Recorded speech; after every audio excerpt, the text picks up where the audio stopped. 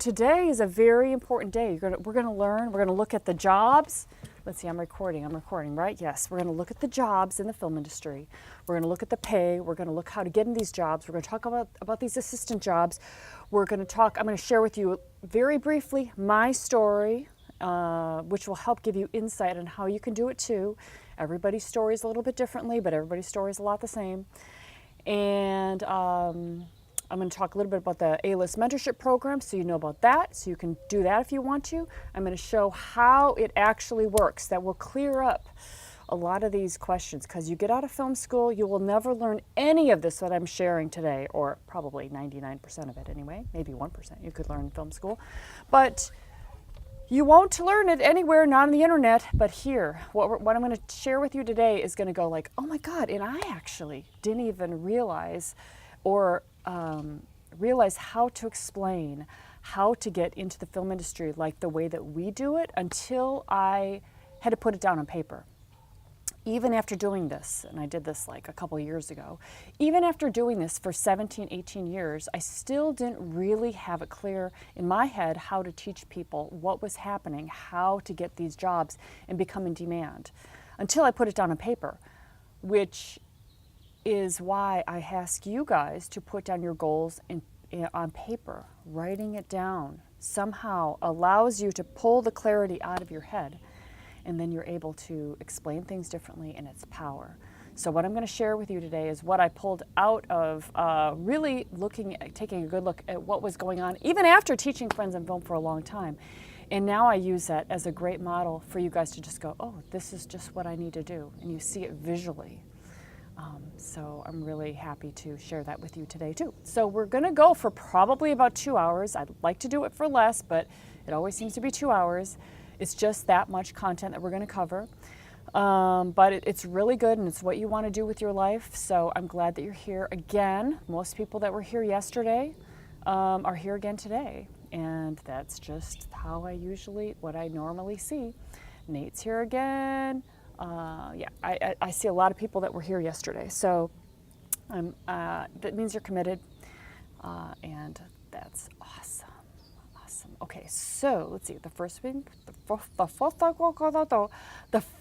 we're gonna do is we're gonna dance. So we're gonna practice as we do. We repeat a lot to put ourselves in a great state always. So we're just gonna dance right off the bat to get ourselves into a great state. And to, is my camera switch going to work here? Oh, there it is again. Oops, there. Okay.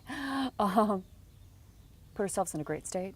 We practice putting a great state. We wire the emotions that we want into our body.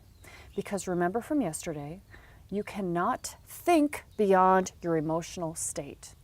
And when I talk about state, what we're always talking about, you guys, and it's funny because I just really got this a couple years ago. It was like, oh yeah, the quality of your life is the quality of your emotions. But then I got okay, so I feel happy. Yeah, I feel excited now. I feel enthusiastic now. Oh, I feel playful now. Okay, I can see all those emotions. And then I got, it's your emotional state. It's the state that you're in. So state is like who you were being through your emotions. And when you go into that meeting, you may want to go in curious and playful. Those are two very powerful emotional states that put you in a great way to just have the words tumble out of your mouth and be able to explain things and play with people and listen to them. They're states. And that gives you a lot of power when you go into an audition. Instead of worrying about trying to do what they want me to do or trying to do my best job, you just go in a state that you choose, and you play the character through that state, or you are yourself, your version of that character through that state, and let the chips fall where they may. There's a lot of freedom in that, because there's things that you can influence in life, but there's a lot that you just go out there and you give your best state, your best version, and you let the chips fall where they may. And a lot of times when you are in this way of thinking, they come to you. So I'm going to pick out a song. Okay, everybody stand up, take off your headphones, stand up, stand up. I know we don't always want to stand up because we're like, I'm all comfortable. But the fact is that, it's funny because remember this, you guys, this is a really great thing to remember, that everything you want to accomplish in your life, you're going to need energy. And people that don't accomplish much, they allow themselves to get into states of low energy. And when you're sitting back like this in your bed listening to something, it's low energy. When I'm learning something, I really take breaks and I like dance and I stretch and I move and I'm like, okay, focused again. And I dance and I move. So I use my body. I energize my body and put myself in a high energy state. And then I'm able to absorb a lot more. So when you're in a high energy state, you'll find that you have different thoughts, basically. So that's why you want low energy people have the same thoughts. High energy people get new thoughts in their mind. Okay, let's find a song here. She's up all night to the song. I'm up all night to get some. I'm going to show you something to start with. Okay, first of all of the work that you guys are going to get in the film industry, just to give this all a sense of realism, right? All the work that you're going to get is going to come through your iPhone. It's going to come through as an email. They don't text, they don't call. They used to call. In fact, we still call it getting the call, but it's not the call anymore, it's the email. So we're like, oh yeah, did you get the call? That means that did you get the email for the job? Now when you get the job, when you get a call for, or the email for a job, what it usually says is in the subject line, avail, ? And it could be the name of the job. Then it says your name, it says the dates of the job, it says are you available, and that's it. Then it's usually their signature. There's not much more. They're not describing the job. They're not sending you the storyboards. They're not telling you this is what we're doing or this is what you're going to be doing. They're just checking your avail. And they're going through their list of people. Like here's a call sheet. Here's a bunch of call sheets and storyboards. And they're going through their list of people and they're getting their crew together. Everybody's going to be on that shoot together. So when they send out an email to you, they're checking your avail. They want to know back from you right away that you're available so that they can mark you down that you're going to be doing the shoot. Now, sometimes they're checking your avail and it's assumed that you're going to be on hold. You're not booked. It's all of the people that are amateurs that use the word booked. Okay, you're booked. No, you're not booked. If you are booked, that means that if the job cancels or the shoot days move, they have to pay you. So nobody's going to book you. They're going to put you on hold. That's the term, okay? And then what happens, and I get into this much more in the A-List program, because by that time, when you're doing the A-List program, you have multiple people that are checking your availability for the same days, because you're in demand. And then what you do is you're on hold on one shoot, another shoot wants you for the same days, and you ask the people that want you for the same days, hey, can you guys book? And if they can book, they'll say, yes, we can book. And then you go back to the first people that put you on hold first and you say, I've got a challenge. And these people want me for the same days. Can you book? Because you give them the option to book you first because they called you first. And then, now I'm explaining this all to you, not for you to really, like write this down and get it, like, what was that again? Just to kind of see how it all works. And it makes sense anyway, right? Just to kind of feel like we're going to go through a lot of stuff really fast today, that just really how the industry works so that you get it, you understand it, and you know how to deal with it. So then you give the first people the option if they want to book you. And if they do, now you really are booked. That means that if that job moves or if it cancels, then they are supposed to pay you. They're supposed to pay you whatever your agreed upon rate was. Then you go back to the second people and you say, oh, I'm sorry, but the other people booked me. So that's how it works, okay? Now, there's all these situations that can happen, which is very useful to understand how to work these because you don't want to piss anybody off. Because one of the worst things you could do is be holding for somebody and then call them back and say, oh yeah, I can't do your job right now. They'll go like, what the hell are you talking about? I've got you holding. The job is 3 days away. What do you mean can't do my job anymore? That would be the first sign of somebody that is not a professional. So there's ways of, because see, the thing is, remember, you're going to start thinking like the people that are putting you on hold. If you want to relate with somebody, if you want to have get it factor, you got to understand how it works. You got to understand that the person that puts you on hold is the coordinator, or actually it's the production supervisor, or the UPM, depending on if it's a feature film or a commercial or whatever it is. And that person is the one that hires you. So you'd be pissing off the exact person that hires you, which you don't want to do.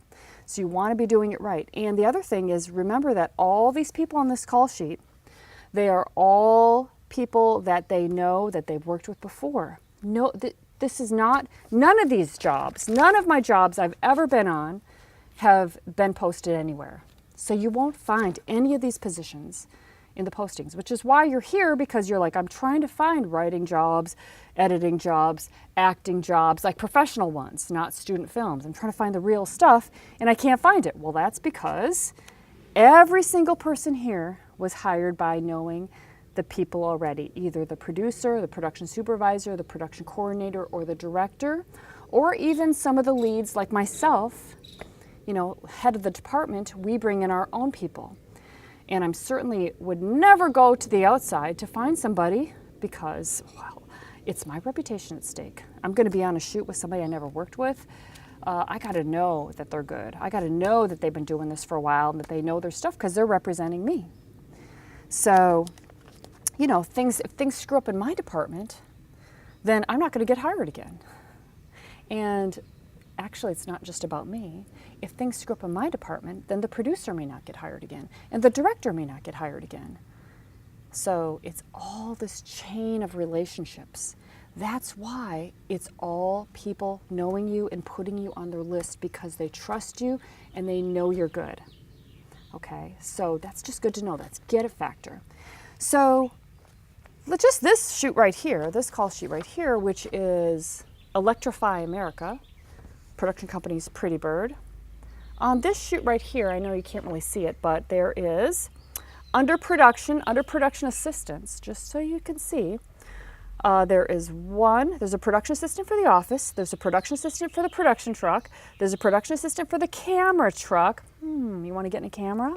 Yes, okay. This is a small call sheet, by the way. Look, this is just a letter size call sheet. Then we got 1, 2, 3, 4, 5, 6 production assistants that are just general set production assistants. Then we've got craft service, animal trainer, animal monitor, medic, chef, driver. But anyway, back to production assistants. There's 6, 7, 8, 9 production assistants. So this is the good news, you guys. This is why these assistant jobs are how you get in the door.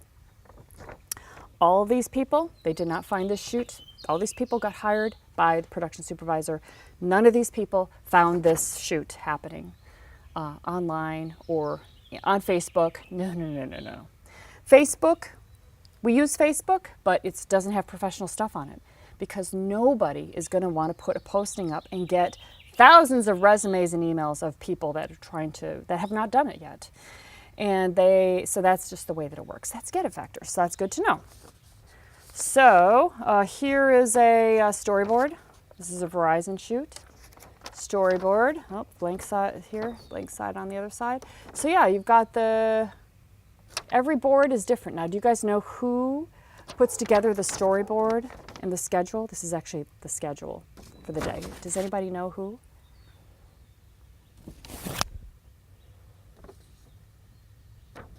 Anybody know who puts this together on set? It's the first AD, yes. It's the first AD. Very good! It's the first AD, not the producer. Nope, the first AD. And who writes the script? Here's a script. Who writes the script? Writers write the script. And the director definitely has a big part in working with the writers to write the script. Okay. Then we've got more call sheets. Oh, this is a call sheet with a map. How many production assistants here? Holy shit. Okay, this one's got like, I got to show you this just so you can see. This whole section right down here is all production assistants. There's like 12. Now, I don't know why there were so many. 6 a.m. call time, general crew call was 7. So all the production assistants had a 6 a.m. call time. Our crew call was 7 General crew is 7. Breakfast ready to serve at 6:30. So they had everybody come in. Also, by the way, who else would have an early call time? The production supervisor and the coordinator. Yep, that's right. And the second AD. Good to know. Get it factor. Okay, so when you arrive, you're like, okay, you know who's going to be here. And let's see, here's another shoot. Oh, I remember this one. This shoot.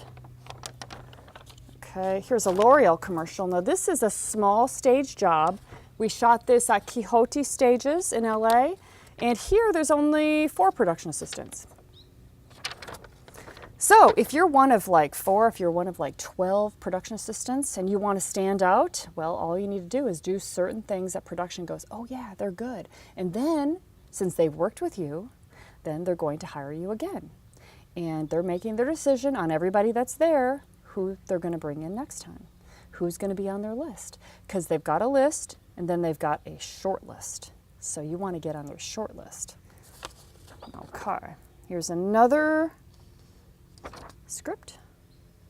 This was Flintstones theme, so I don't even remember this one. I really don't remember this shoot. That's funny. Electrify America. I remember this one. A lot of car stuff. So they did like stuff. This was probably Precision Drivers. Yeah, they had one of those camera cars that has a boom on it for all those shots. Then we did some stuff drive-bys and then towards the car. And then we got into the process that we did process trailer. See, there's people in the car with the dog. 2 people in the car, the driver and the dog. No, just one person. Then we have the guy saying lines out the window. Then he's saying lines to the other guy in another car. I remember this shoot. Yes. Okay. Here's a move map. Move map. Meaning, what does that mean? That means that you're on one set in the morning, so say you're downtown LA, and then we're shooting at the beach. So there's a move map to go to exactly where we get to go to in the beach. Here's another move map. And here's a script. Oh, this is when I work with Seth Rogen. Seth Rogen. You see Seth Rogen? See his name? Let's see. It's right there. Seth Rogen, where my finger is. See it? Seth Rogen? Seth and Josh. Oh, it was Josh from Hunger Games. Josh, forgot his name. You guys know. Josh Hutcherson or something like that. Hunger Games. Okay, here's another schedule. Notice how every single one is different. That's because there's different ADs on every shoot. So they do it differently. They do their schedules a little differently, but all still the same. Oh, here's another one. Another schedule with each of the shots that we're going to be doing. I remember that shoot. Okay, hey, this is interesting. This is my package for Chase. VaynerMedia. I was so excited on this day. Does anybody know Gary Vaynerchuk? If you do, let me know. I want to know. Gary Vaynerchuk. Anybody know who he is? He's online? No? Well, some people usually do. Anyway, he's online. He started off with this wine. No, he started off with wine TV. And he's just this very funny guy from Canada, and it's his family business with this wine. And he started going online and doing taste tests with wine all the time. And he would eat coffee grounds and eat all sorts of weird things just to be kind of like show the flavors of the wine. So he's just such a personality. And he got, yes, Joseph says he knows who he is. So he got such a huge following, and this is when the internet was growing, that he started teaching how to do social media. And then all of these companies in corporate America were realizing, after they were resisting, that really to get the word out, you've got to be on social media and you got to know how to connect with people on social media. So now he started an ad agency. He moved to New York City, and it's VaynerMedia. And he's online. Yeah, he's really, really good. He's really fun. He's just great to watch. So Gary Vaynerchuk. Somebody put his whole name here so that everybody else can check him out. Anyway, I was so happy to see that I was actually working for the ad agency of Gary's on this shoot for a big client. Chase is huge, that's a bank. That's huge. So yeah, this is the whole package. And I just worked with this director 2 days ago again. There's the call sheet, there's the move map, there's the storyboards. there is the time card, how you get paid, and other stuff. So let's see what we got here. Oh, here's a bigger shoot with a bigger call sheet. See, it's a longer call sheet. About 9 production assistants on that one. I want to show you the time card. Here's the time card. This is how you get paid. Everybody will get paid through a time card like this. And you put your name, your social security number, your union, your occupation. Now, if you're not in the union, and all production assistants are not in the union, there's no union for production assistants. Now, the good thing about that is that you can work on union shows, since there is no union. You can work on union feature films. You can work on union commercials. And then, once you get into one of the niches, that's when you join the union. But you can't join the union with no experience. You have to meet the union guidelines, the union qualifications, which means you have to show that you've worked in this department, in this job, on non-union stuff a certain number of days to qualify to even join the union. And then once you're in the union, you have to you got to do union jobs and do a certain number of union jobs to keep your benefits. You will still stay in the union, but you will lose your benefits if you don't keep your number of days. You have to keep qualifying, which is why it's so important to be in demand, which is why you guys are so smart that you're here, because you're learning how to become in demand now. But when you're just starting out, you're learning how to do it right. And this is, I just think it's so smart, because there are so many people, like I said yesterday, that are in the business that don't work enough. And they already have the connections, and they already have been doing this for years, and they already really know their job, but they don't work enough. They're not in demand because they're not focusing on being in demand. They're not thinking like you and I are thinking, and they're not in this conversation, and they're not here. So what happens is, here's the big thing. If you write this down, it's actually kind of really important. And I know it's like so simple, but a lot of concepts that are really important are very simple. Work begets work. Work begets, if that's a word, work. Meaning all work that you get comes from other film set work. It's very difficult to get the phone ringing, and notice I'm using a term that's from the past, because now it's all emails, but this is how we talk in the film industry. It's all film speak, and you guys know this. Very hard to get the call when you're not actually out there on set. When you're on set is when you work with people that then you start to form relationships with, and you get on their list. So all these people here, I've got so many props. All these people, out of this whole call sheet, you can get a new relationship with the director, a new relationship with a writer, new relationship with the executive producer, who could say, oh, you're going to be on all my shoots now. You can get a relationship with the production supervisor. Oh, that's a definite one that's going to hire you. The production coordinator, they can often hire you too when the production supervisor is through their list and people are not available. Then they go, hey, do you know somebody? Do you know some people? Do you have some favorites? This is what they say. You got some favorites? Oh yeah, call this person. You'll love them. Okay, great. You can get work from the first AD. You can get work from the second AD. And some of you guys already know this, but that means that every film shoot, there's 50 to 75 people. And by the way, you can get work from people like the production supervisor. The wardrobe supervisor is what I meant to say. The wardrobe supervisor, or even the sound mixer. Anybody on this call sheet can refer you and say to a first AD, hey, I've got somebody good. If you want this person's name, you'll really love them. I know them. I worked with them last week. Anybody can say, oh yeah, my brother's shooting something tomorrow. I'll reach out to him and give him your information, or give her your information. So every single shoot, you guys, this is what I want you to get. A career in the film industry. Everybody's freelance. Everybody here is freelance. Okay, that means we only make money when we work. And depending on the position, we might be working pre-production, where we're setting up the shoot, production, when we're actually shooting it, and wrap, when we're wrapping out the job. So depending on the position. So for sound mixer, I'm working. Do you know when I'm working? Only on the shoot days. I'm not working before the shoot in pre-production. I'm not working in the wrapping. So that means that I work only on every shoot, the shoot days. That means I can go from shoot days to more shoot days to more shoot days. I'm only working when we're shooting. And that can also mean that I'm booked like Monday, Tuesday, and then Tuesday night's a night shoot. Okay, Monday's a day shoot, Tuesday night's a night shoot, because all of those night scenes, we're shooting night shoots. And I'm up all night, and then I've got a job. Then I get a call for a job on Wednesday.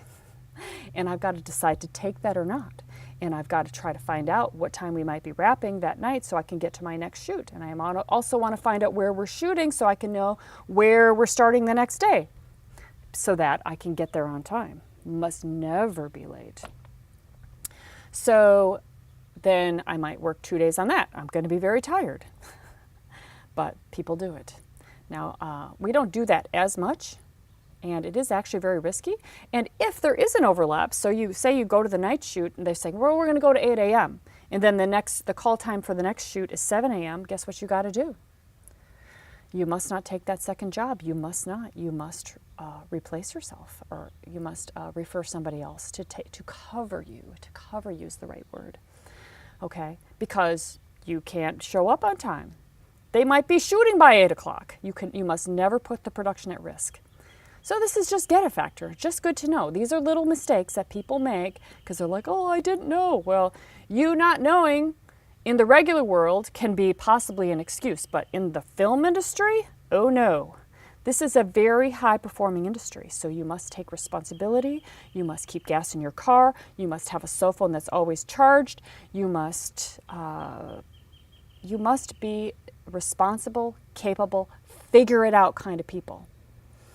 And excuses, that doesn't work because the film set is so much just chaos, but it's all organized chaos and everybody understands the chaos, but it's a lot of figuring stuff out.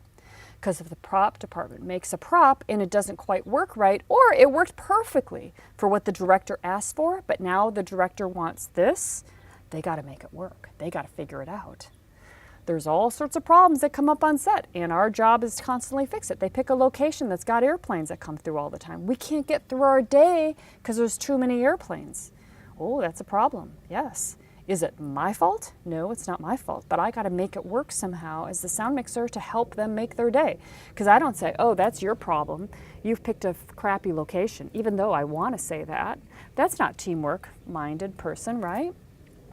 So when you talk to people, you're always saying the solution. You're not saying, this is the problem, and then it lands in their lap. No, we don't just land stuff on their lap. We always have a solution. So how we speak is what gets us hired again. How we think is what gets us hired again. How we follow up is what gets us hired again. How we reach out gets us hired again. How we do our invoices, everything gets us hired again or not. And the people that don't work enough, that are professionals 10 years and in the union already, so people often say to me, oh yeah, Janet, I'm gonna join the union, so I'm gonna have a career. I'm like, are you fucking kidding me? That doesn't mean anything. Union doesn't give you work. You still have to get that work. It's just that you are now union status, that's all. That's all that means. So there's people that are in the union already. They don't have enough work. So yes, they never learned how to do the job because, you guys, here's the thing. It's not how you do the job that gets you the work. And this is the mistake that newer people make, is they concentrate so much on trying to learn the job before they're even in the film industry so that they don't fail and that they're good. But knowing the job that's a given. You must know how to do the job.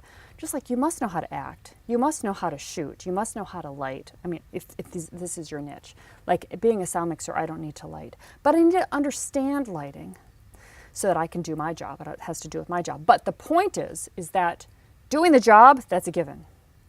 What gets you the work is your ability to connect with people on set and follow up, and that get it factor I'm talking about, where you are music to their ears all the time. And this is all in the area of what you don't know that you don't know, because you haven't had the experiences yet, and you kind of have to, I could explain it, I could stand here for 6 months and talk straight to you, with just talk to you, okay? And you still would probably understand 10% of it, because you must, in my opinion, and that's why this A-List program works so well, is because I'm talking to you and explaining things to you, and then you're going out into the real world and you're living it, experiencing it on set, and then you get it, and then you get it, and then you get it, and you'll see other people, you guys, on set that are 10 years ahead of you, and you're going to see them making mistakes that you learned from me, and you're going to see it, and you're going to know. You know, it's just so many simple little things that you would not even notice until you were in this conversation. You know, just like somebody, like I worked with this guy not that long ago, and let's see, I think he was VTR. Yeah, I think he was VTR. So he walks on set and he's asking the producer where to set up. You don't ask the producer where to set up. And then he's like complaining that there's not enough room. I'm like, oh my God, I couldn't even believe it. Now, if you didn't know, you ask the first AD where to set up, because the first AD knows and has planned out, okay, this is where this department, this is where this is, we're going to be lighting here, they're going to be turning around here later in the day, so if we set people up here, they probably won't have to move. The reason why they don't want you to move is because if you have to move, that slows down everything, doesn't it? If all these people in departments have to move, so that's part of the first AD's job. So when you go up to the producer and you ask them a question that they have nothing to do with, and you should know that, then that producer's like, that was it right there. They're not going to hire him again. It's like, where did you come from? Right? So it's all these little things like that. And you can see how that guy, nice guy, you know, he knew how to do the job, somewhat, but just makes these little mistakes. And in his mind, he's like, well, I know that I would ask the first AD, but the producer was right there, so I thought I might as well ask. No, the producer, now you guys would know this and they wouldn't, the producer doesn't want to be asked that question because they're focusing on the client, the agency, the executives, and they might be at that moment having to have a conversation with the director that's very important, and they don't know how the director is going to react, and they got to sell it a certain way, and there's pressure from above, and they just got a phone call, and you know, in their mind they're just like this. Now you got to realize this is get it factor. People are under massive pressure on set, not all the time, but a lot of the time. So when you're at craft service and you're trying to get somebody to like you or have a conversation or remember you or whatever, they're just like not really reacting. It's because they don't want to know you at that moment. They are not in that frame of mind. They got shit they're dealing with. That's big stuff for their career. This is Get It Factor. Everybody is thinking about their career. They're not thinking about you. They're thinking about always their career. So that's good to know, so that when you understand what is important to other people, now you can communicate to them and you can kind of get out of your own head and what you want and how you want, what you want to make happen, and just kind of clear it all back and just be part of what's going on set to help these people in a way that's just like, oh God, thank you so much. You totally get it. You're on my list. They will say this. They will say this to friends and film people. This is why we get hired so much.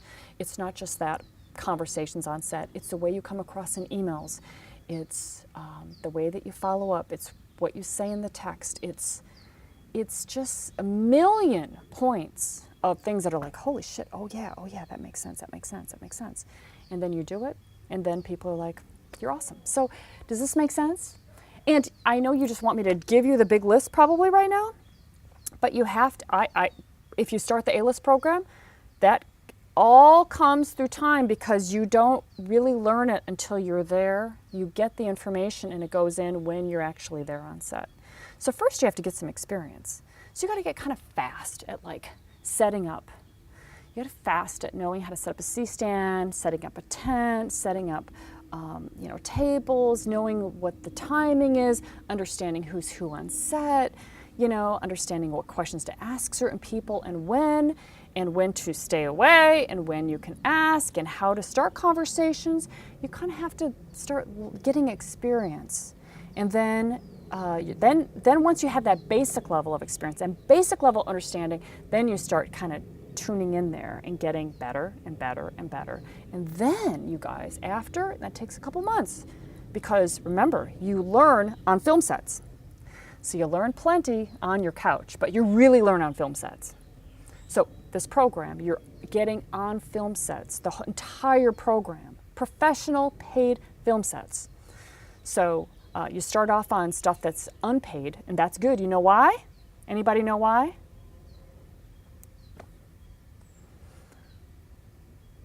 Well, I'll just tell you why. So that you can fuck up. Now, sometimes I say language that is swearing language because I've learned, experience too, yes, because I know that when you use certain language, it goes into people's heads. So that's why I use this language. It goes in. It's like, oh, okay, got it. Yes, so that you can fuck up. And it doesn't cost you as much, okay? And when you make mistakes, that's when you learn. You're like, oh boy, I'll never do that again. So many of us have made mistakes. Like, well, one time run out of gas, another time hit a car and did a drive-away. That was actually one of our people. You'll see this in the training. And he's like, I was so scared. I knew I was supposed to take wide corners, but I hit that car. And then I was so scared I just left. And then I went to set and I'm like, Janet, what should I do? I'm like, well, tell production immediately. And you got to go over there to that car and leave a note because you can't just do a hit and run. They're like, I know. So everything got handled, everything was okay, and people make mistakes. Now this was a paid shoot. The stakes were higher, unfortunately. But this happens. You're going to make mistakes. Even in this program, you're going to make mistakes because it's just a million things happening all the time on the film set. So that's why, basically, you want to start off on free shoots and then get into paid shoots. And also free shoots will lead you to the paid shoots, and Friends of Film program shows you it's step by step all the way how to do that and make that happen. I don't care if you don't have any experience. In fact, no experience, to me, and you're a hard worker, then that's perfect. Because you'll just do exactly what I tell you to do without injecting your way of doing it that you learned in film school possibly, which is overly aggressive and overly film school can make people not hire you. Unfortunately, it's ridiculous, but it can make them not hire you because they're like, especially if the communication that they get from you is all about, oh, I've done this and I've done this and I did this film festival, I won this award, and they're just like, get away from me. I don't need another person like that. Because they've had other people on set that they've worked with that went to film school, that had a chip on their shoulder, and it may not even be you. You don't even have a chip on your shoulder, but they will treat you that way. The reason why we are music to their ears is because we come across to them exactly what they want to see, what they want to hear. We don't say, oh, I am hardworking and motivated and determined and love the film industry. This is what we want to say, but we don't say that. What we do with our communication is we imply that and then they make that decision. That's magical. See, that's training worth getting because when they decide, it's true. When you say it, it's like, I heard this before, and it's bullshit in their mind. Make sense? Say it with your actions, say it with the way that you write, say it in how you present yourself, basically. Okay, so good so far? 64 people here. That's pretty good, yeah. Okay, and it's great to see you guys. Okay, so now I can tell, see, this is what happens. When we switched to approving everybody, we get the most phenomenal people. And this is what I love. I'm telling you, it was so ridiculous before when I do this, and half the people weren't even paying attention. I'm like, what am I talking to? Who am I talking to? But you guys are just here, present, learning, serious. And this is how I can tell you, I wish that I could just put this into your head. You're going to be successful. I'm telling you, you're going to be massively successful because this is what it takes. Opening your mind to learning new things and showing up. I'm sure you've heard that the biggest thing is showing up. Showing up and doing it the best you can. Boy, that's all I need to know. A lot of people, they show up, they don't do it the best they can though. They're just thinking about themselves. See, we go from thinking about ourselves and how can we get, that kind of energy. And believe me, I know this because this is how I was in the beginning of my career. It's one of the mistakes I made that I passed along to you guys. It was all about, and I understand this because when you're in your 20s, you got this big world to take on, and you got all this stuff you got to make happen, And you think that you've got to go out there and show everybody how good you are so that they give you a shot. That's totally how I was. So then you come across overly aggressive, but you're scared at the same time. So you talk mostly about yourself because you know yourself. And you don't even know what to say to the other people to really get them to connect. So you just hope that that you're hitting it right with them. And the fact is that doesn't really work very well because it's all about you. It's all about you. And remember, everybody else is thinking about their own careers.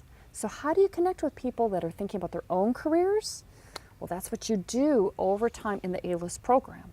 You learn how to do that, and you have to learn how they think, what their jobs are, what's important to them in order to be able to do that. That's why it takes some time. Does that make sense? But just having that awareness that it's not about you and that they really don't care about you at all initially until they get to know you, and now they really care about you. See, I know that you noticed, we talked a little bit about this, is that people, they don't really want you in the industry. They really don't want you there. And that kind of hurts us, like, oh no, really? But don't worry. They don't want you, they don't know you. And they don't know how you are and how good of a job you'll do and how you'll be. So therefore, they just know that they have their jobs, since remember, interest in my own career, they have their jobs, they want to keep working, their career is them working on set. And they want to get that next job and the next job and the next job. And they're also a little worried, a little uncomfortable because they got to keep getting these jobs to keep their medical and their retirement.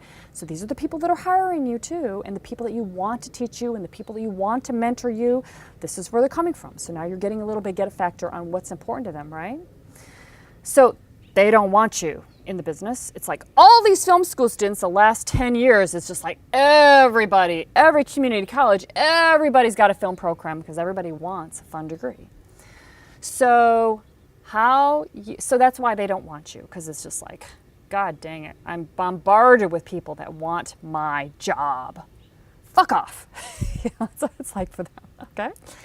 But don't worry, because what happens is you're not one of those once you start working on set with them and helping them and thoughtfully helping them, take care of them, look out for them, ask them intelligent questions. Not, how did you get where you're at today?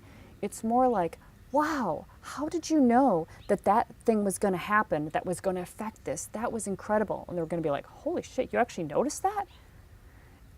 In their mind, they're not going to say that. They're going to go, oh, well, this is what, all serious, probably, maybe.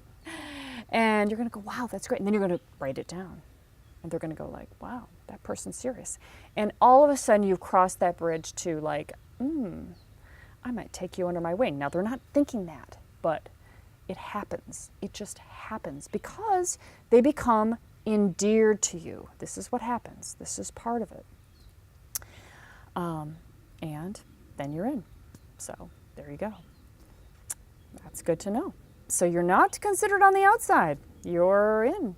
And developing those kind of relationships with lots of professionals that's how you become A-list. That's how you become in demand. You've got a lot of good people saying a lot of good things about you and referring you all over the place. Oh yeah, you're in and you got a career. And you're going to be doing that for the rest of your career. And you never say anything bad about people. Even though you might hear gossip around you, you don't do it. Because you don't roll like that. And when people, you might say something, if you do say something bad about people, people might agree with you. Oh yeah. But then there's just a little something in the back of their mind that now puts you at a certain category, a certain level, even if they agreed with you. And you don't want to connect like that. You think about people, and I teach this in the training, is you think about people that are really good, really exceptional. That's how we want to roll. Like a Spielberg, Spielberg. This guy, he's thinking at a different level. In my opinion, Obama, thinking at a different level. And so therefore, I want to be at that level, and I aspire to communicate at that level. Just a good thing to think about. Okay, so let's get into this. Should we get into that right now? I think so, because we're at 11 o'clock already and I want to get into this. Okay, now I'm tethered this way, so let me do this. Oh, that's pretty good. That's really good. It's not windy anymore. Don't need that. Okay, this is so good. This is where I teach you visually. I love this part. Because this goes into the head. I'm a visual learner. All right. So, this is why you're going to be successful. Because most people, film school students, acting people, a lot of your friends are all trying to get in the business and doing freebie shoots and spending time auditioning, trying to get out there, working their ass off. Yes, for sure they're working their ass off. They spend their time. The problem is they're spending their time in a cycle of trying to get discovered. And the problem is, now cinematographers try to get discovered by their work on YouTube. Actors try to get discovered by sending their reels out. Everybody is trying to get discovered, which doesn't work. You know why? Because people are interested in their own careers and they're not looking for you. That's why, in a nutshell. So all of the scams will totally be preying on this. Get out there, get exposure. They'll reach out to you looking for you. Oh, we have this job, a director's assistant with this big director, and it's bullshit. And all of these companies out there like John Powers, John Casablancas, and I know a lot of you guys have possibly done those. Why did it not lead to anything? Because they're really preying on you, trying to get discovered. And the fact is that the people that will actually kind of like discover you, that will happen when you're getting principal roles already. So this is why, for actors, you must get on the inside, by the way. Okay, because nobody is really looking for you. Agents are deep with people that they already have for your type that look just like you. There are agents that have people that look just like me that match my type, and there are people that book every time when they send out that type, as well as the other ones. So this is just reality. And I'm sure I don't have to talk about acting with you guys, because if you're an actor, you've been to probably a lot of classes, because actors go to classes, and you should, by the way.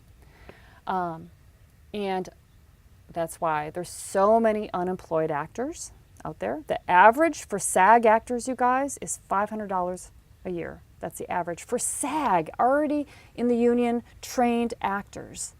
So that means that acting is more of a hobby, and they're making their living doing something that gives them flexibility, like selling insurance or, waiter and waitressing. But usually then they move into like something else, like working for somebody or managing something.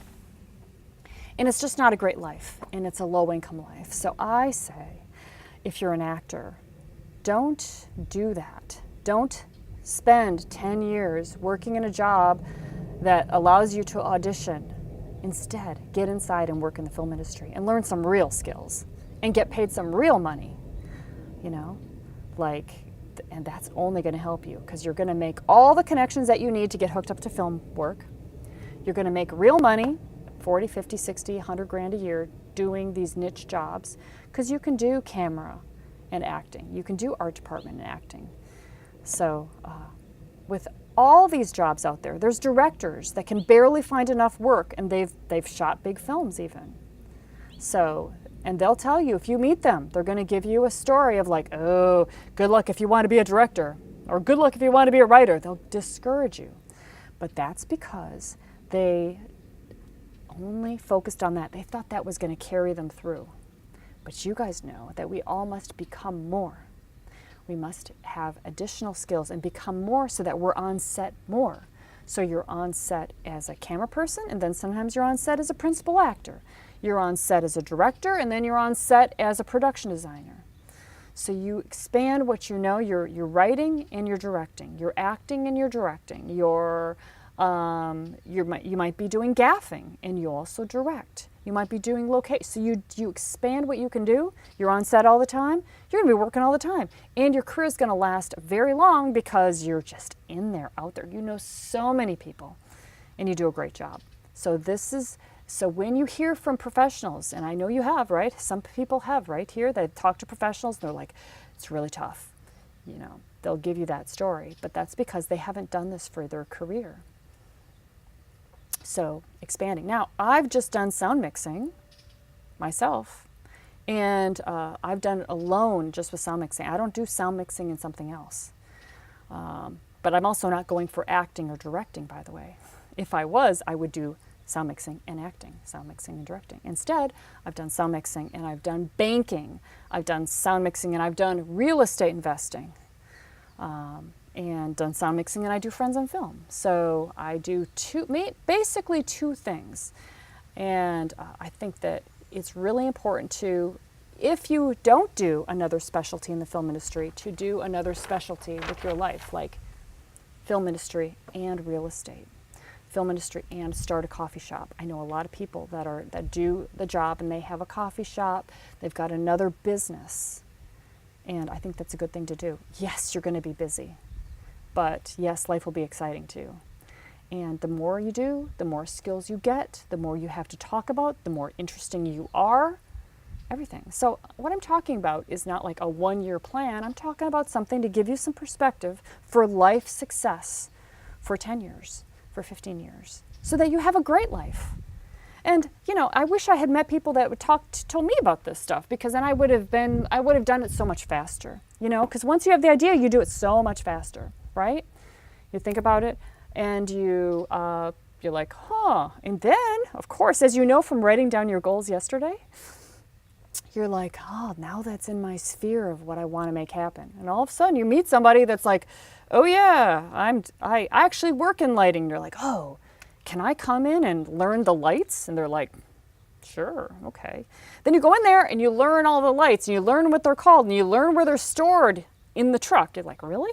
Stuff like that, you guys. It's just stuff like that, you know? Like all the little details of what it really is, you know?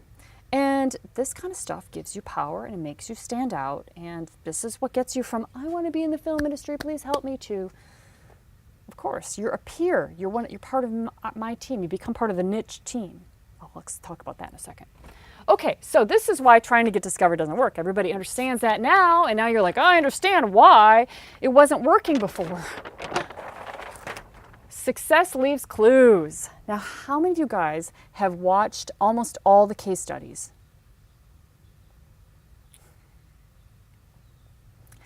And I'm reading your comments, but if I comment on all your comments, I will not get through this presentation, but thank you. I'm reading your comments. Okay. Wow, that's amazing. Oh, sorry, was that too loud in your head? Or maybe on your ear, sorry. I realized that was loud. Okay. Wow, that's great. Now, if you guys haven't watched these case studies, go to the homepage, friendsandfilm.com, and click on, it says case studies, I think, or success stories, most of them. Okay, great. So then I don't have to spend any time going through them. Goran's is a really amazing one, but they're really good. And we try to cover all these different situations. Like we have single moms that are now working in the film industry, okay, that didn't before. We have young people, like people that are like really young that are now working in the film industry. We have like 17, 18 now. I like people, the sweet spot is 25 to like, I'd say 50. Okay, 25 means you've had some life experiences and some maturity now happen. Even though you think you're mature at 20, you really are more at 25. Although these days, a lot of people are getting mature even faster. And I don't mean body, I mean just mentally, like this world does it. So anyway, sweet spot. Okay, so I'm glad that you've watched all of those videos. Success leaves clues. All those people that you watched, they were not in the film industry before. And then they did this program, and now they're full-time in the film industry. Not a hobby like all these SAG actors. No, they are full-time in the film industry. That's very exciting. That means that they're making like $4,000 a month.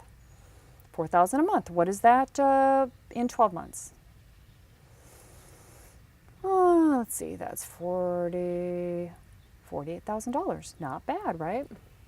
Okay, so, and they're all pretty much still in their first couple of years. So we go from trying to find work. This is the energy that it can feel like now where you're trying to find the work, trying to get in, trying to find who's shooting, to now mentally, it's a switch because everything happens in the head. You switch yourself to thinking of yourself like an asset, and you are a business. You are self-employed and you are a business, and you serve the film industry. So this is how you think. Instead of trying to find the work, all these SAG actors out there trying to find the work, if they think of themselves as a business, now all of a sudden they start to think of new actions to take and a new way to be when they go in and they meet professionals. Okay, so as a business, businesses think about operations, think about marketing, and thinks about relationships. Instead of just trying to find the work, now you have new thoughts. We'll talk about that in a second. Okay. And what happens when you think about yourself as an asset and you actually are thinking about these different elements of running your business, which is you, by the way, you are the business, then what happens is work finds you. You're not trying to find the work. Work is now finding you, because all of the real work, you don't go out and like find any postings because there aren't postings. The real work is happening all invisibly out there. So if you're in an area where you're like, there's not much happening around me, you don't know. You're not in the business yet. You're not getting the call. You're not getting the email. You won't know about it. It's all, why would they let the public know? Okay? And if you have friends that are somewhat in the business and you ask them and they're like, oh yeah, it's really dead, nothing happening here, they also don't necessarily know because they're not in demand. So be careful who you listen to. In fact, I probably wouldn't listen to anybody, because if you listen to anybody that tells you something negative about the industry or possibilities or anything like that, then you're gonna see it through that lens, and that's the way that it's going to, you're gonna see it through that lens and you're gonna actually react to that. I say blaze your own frickin' trail. Know that this is what you're doing and you are doing it. You are doing it. You're going to the top. And it's like you expect the doors to open for you and only for you. You expect them to. And because you have that energy, they will. Are you kidding me? Can you kind of feel the difference of somebody that expects that the doors are going to open, that you're going to be working a lot, and people are going to want you, and you expect that. You know that you're doing it. Can you kind of feel that energy, that's going to work. That's going to make it happen for them? Do you kind of know that? I mean, does it make sense? Yes? Can you feel that?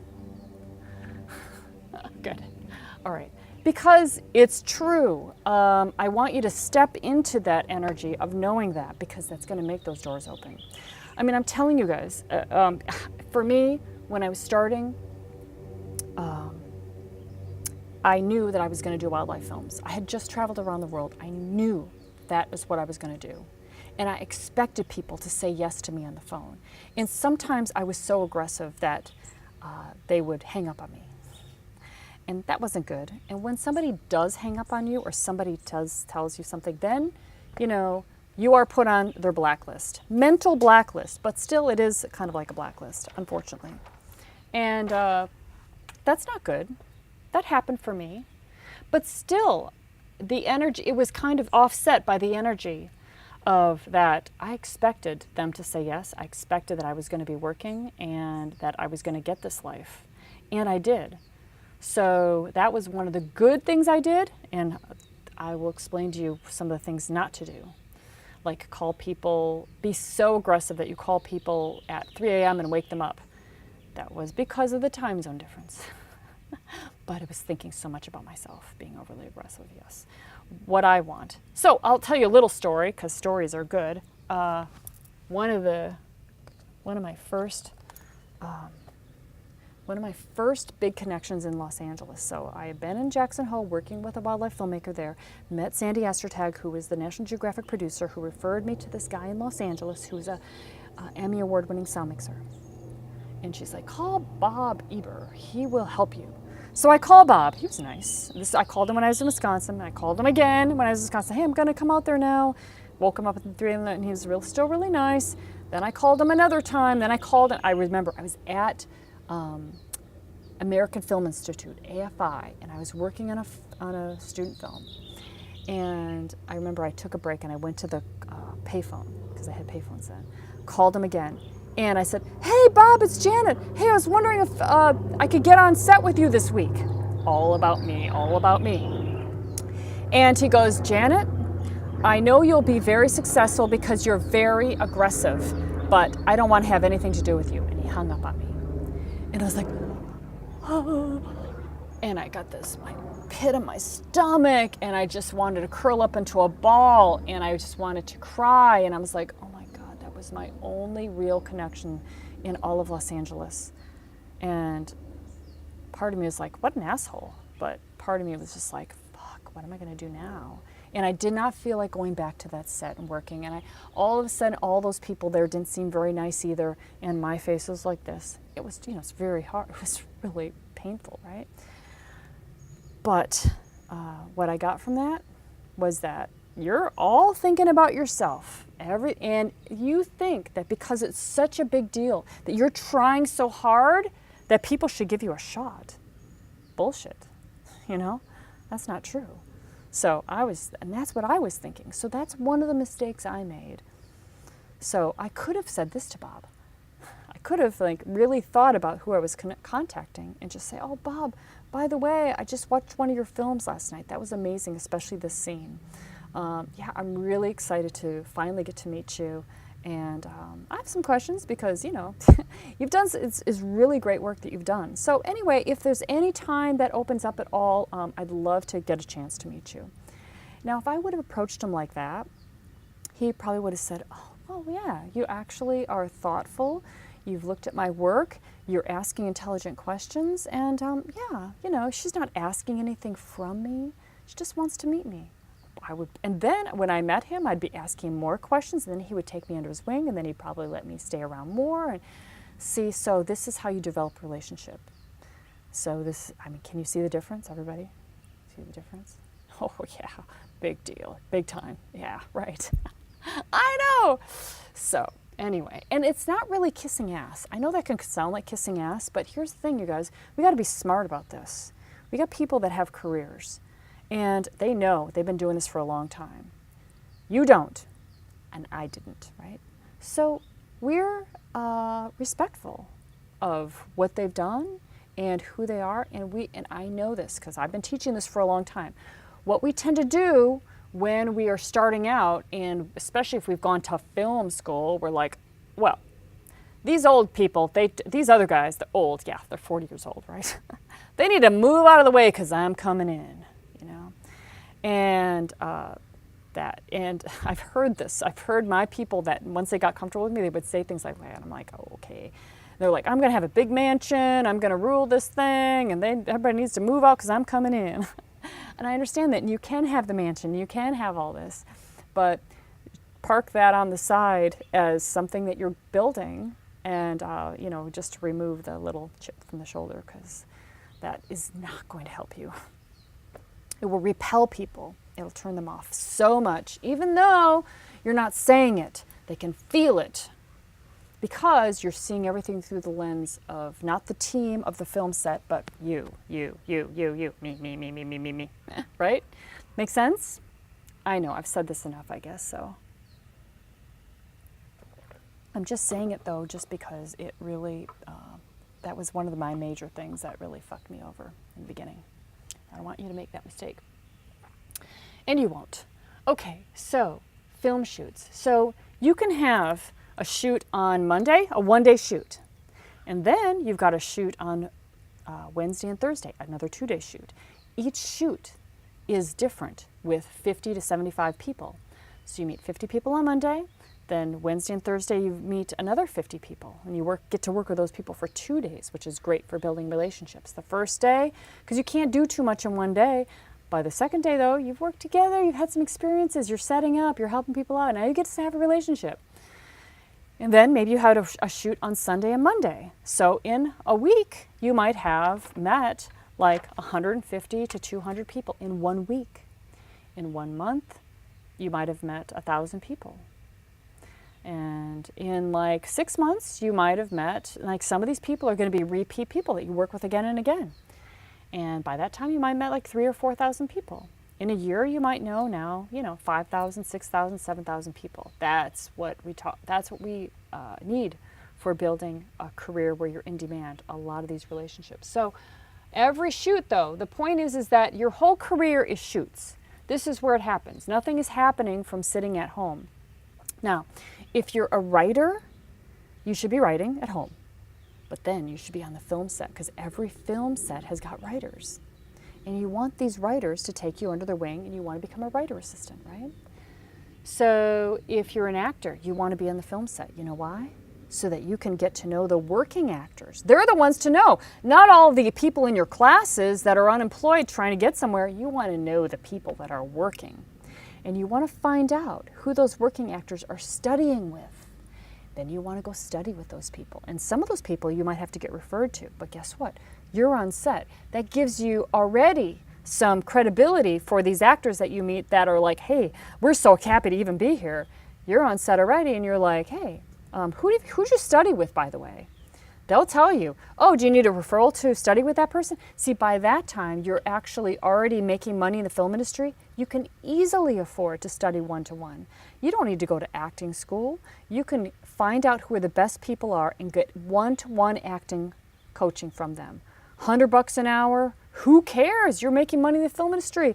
And what's so smart about that is that these people that the working actors are working with, they are connected to casting directors and agents personally. They have years of relationships, like 10 years that they've known this casting director, and they can refer you, hey, you really might want to see my person. She's really great. She's this type, she's really great. Or refer you to an agent, or refer you to with producers. Judy Kerr, any actors here know Judy Kerr? She's a friend of mine. She lives in Ventura. Yes, everybody knows Judy Kerr. Acting is everything. She wrote that book. Several books. Yes, okay, cool. So you can study with Judy Kerr, and Judy Kerr is connected to everybody.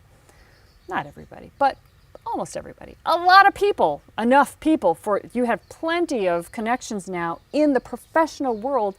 So if you want to have a shortcut, you guys, you got to do it differently than everybody else. You don't want to be like the masses. You don't want to do what other people are doing that are not working. You want to do what the working people are working. Now, if you're a director, how many directors here do we have? Okay, cool. So directors, what you want to do is we go to film school to learn how to direct.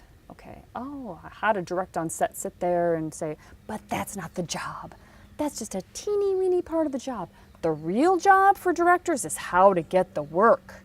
You got to learn how to write that pitch, how to explain things so that people want to hire you. It all even boils down to how you are on the phone, how well you listen to people, how you work their concepts into your pitch about how you're going to shoot this thing, and how you will solve problems, how you are on set when there's conflicts and problems and you're not getting the performance, or you got your performance that you want but you didn't get the performance that somebody else wanted, and how to explain that. And now you're behind schedule and now people are unhappy and they're not going to pay for this because you promised this but you didn't deliver it yet, but they chose that actor and that wasn't your pick. These kind of things. This is what directing is. And to be able to handle all of that gracefully so that people are like, oh, he's so good. Because believe me, I work with directors, like the one I just worked with 2 days ago. Oh, he's such a master. Oh, he commands, not the set. It's not the set and the crew and the actors. That's not it. It's like, okay, a master commands the people who hire them. And that's what you have to learn as a director. And you're never going to learn that in film school. You're only going to learn that by being around film sets and watching these guys, listening to what they say. And you start to emulate how they dress, how they talk, the way they think. Oh yes, this is what is money. That is what gets you work. Does this make sense? I know it does. It makes sense because it's true, and you know it because it's common sense, but you never probably thought about it before. So directors must get on set and get connected to directors that are working all the frickin' time. And you model them. You could call it copying them. That's fine. You can never copy them. You will, but you want to be thinking that way so that you start to incorporate some of the best things. And then you'll also work with directors on another shoot that you're like, wow, that person's different. And you may find that they don't work very much. And then you might start paying attention to how they operate, and you might be able to see why they don't work that much. Maybe they're wishy-washy. Maybe they get angry. Maybe they throw a fit. Maybe they don't listen. A lot of these things, okay? So if you're an editor, do we have any editors here, you guys? Any editors? Oh, good. Editors. Okay, so here's the thing for editors. If you're an editor, most people here actually are an editor because you're editing stuff. I know you're creative people. You're editing all sorts of stuff, right? Most people can edit. And that's the fact now that we all have Final Cut. We all have Premiere. We all can get these programs. We can all learn how to edit. So that's a massive number of people. And then what happens is most people go to school to learn that because they're like, oh, I got to get a degree. And then they apply to all these post-production facilities. I want to be an assistant for an editor. And they apply to post-production facilities to get hired. Millions of people are doing that. This is why you can't find any work. They're same situation kind of as actors. There's a million editors out there, and it doesn't, the how to learn it is not the point. Everybody can edit. Anybody can do the skill, just like anybody can sound mix that learns how to do that. That's not what gets you the work. So if you want to be an editor, what would you do that would make you so amazing? Would be to be more than just an editor. That means you may want to get on the film set, and you may want to be there when they're shooting the stuff. You might want to be there when they're shooting it, they're doing effects, you're listening to that editor, you're listening to the director, you're understanding what's going on, you know why they shot it this way instead of that way.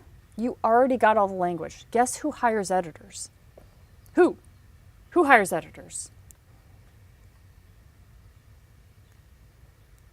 Yeah, directors and producers. Albert's got it. Directors and producers hire editors.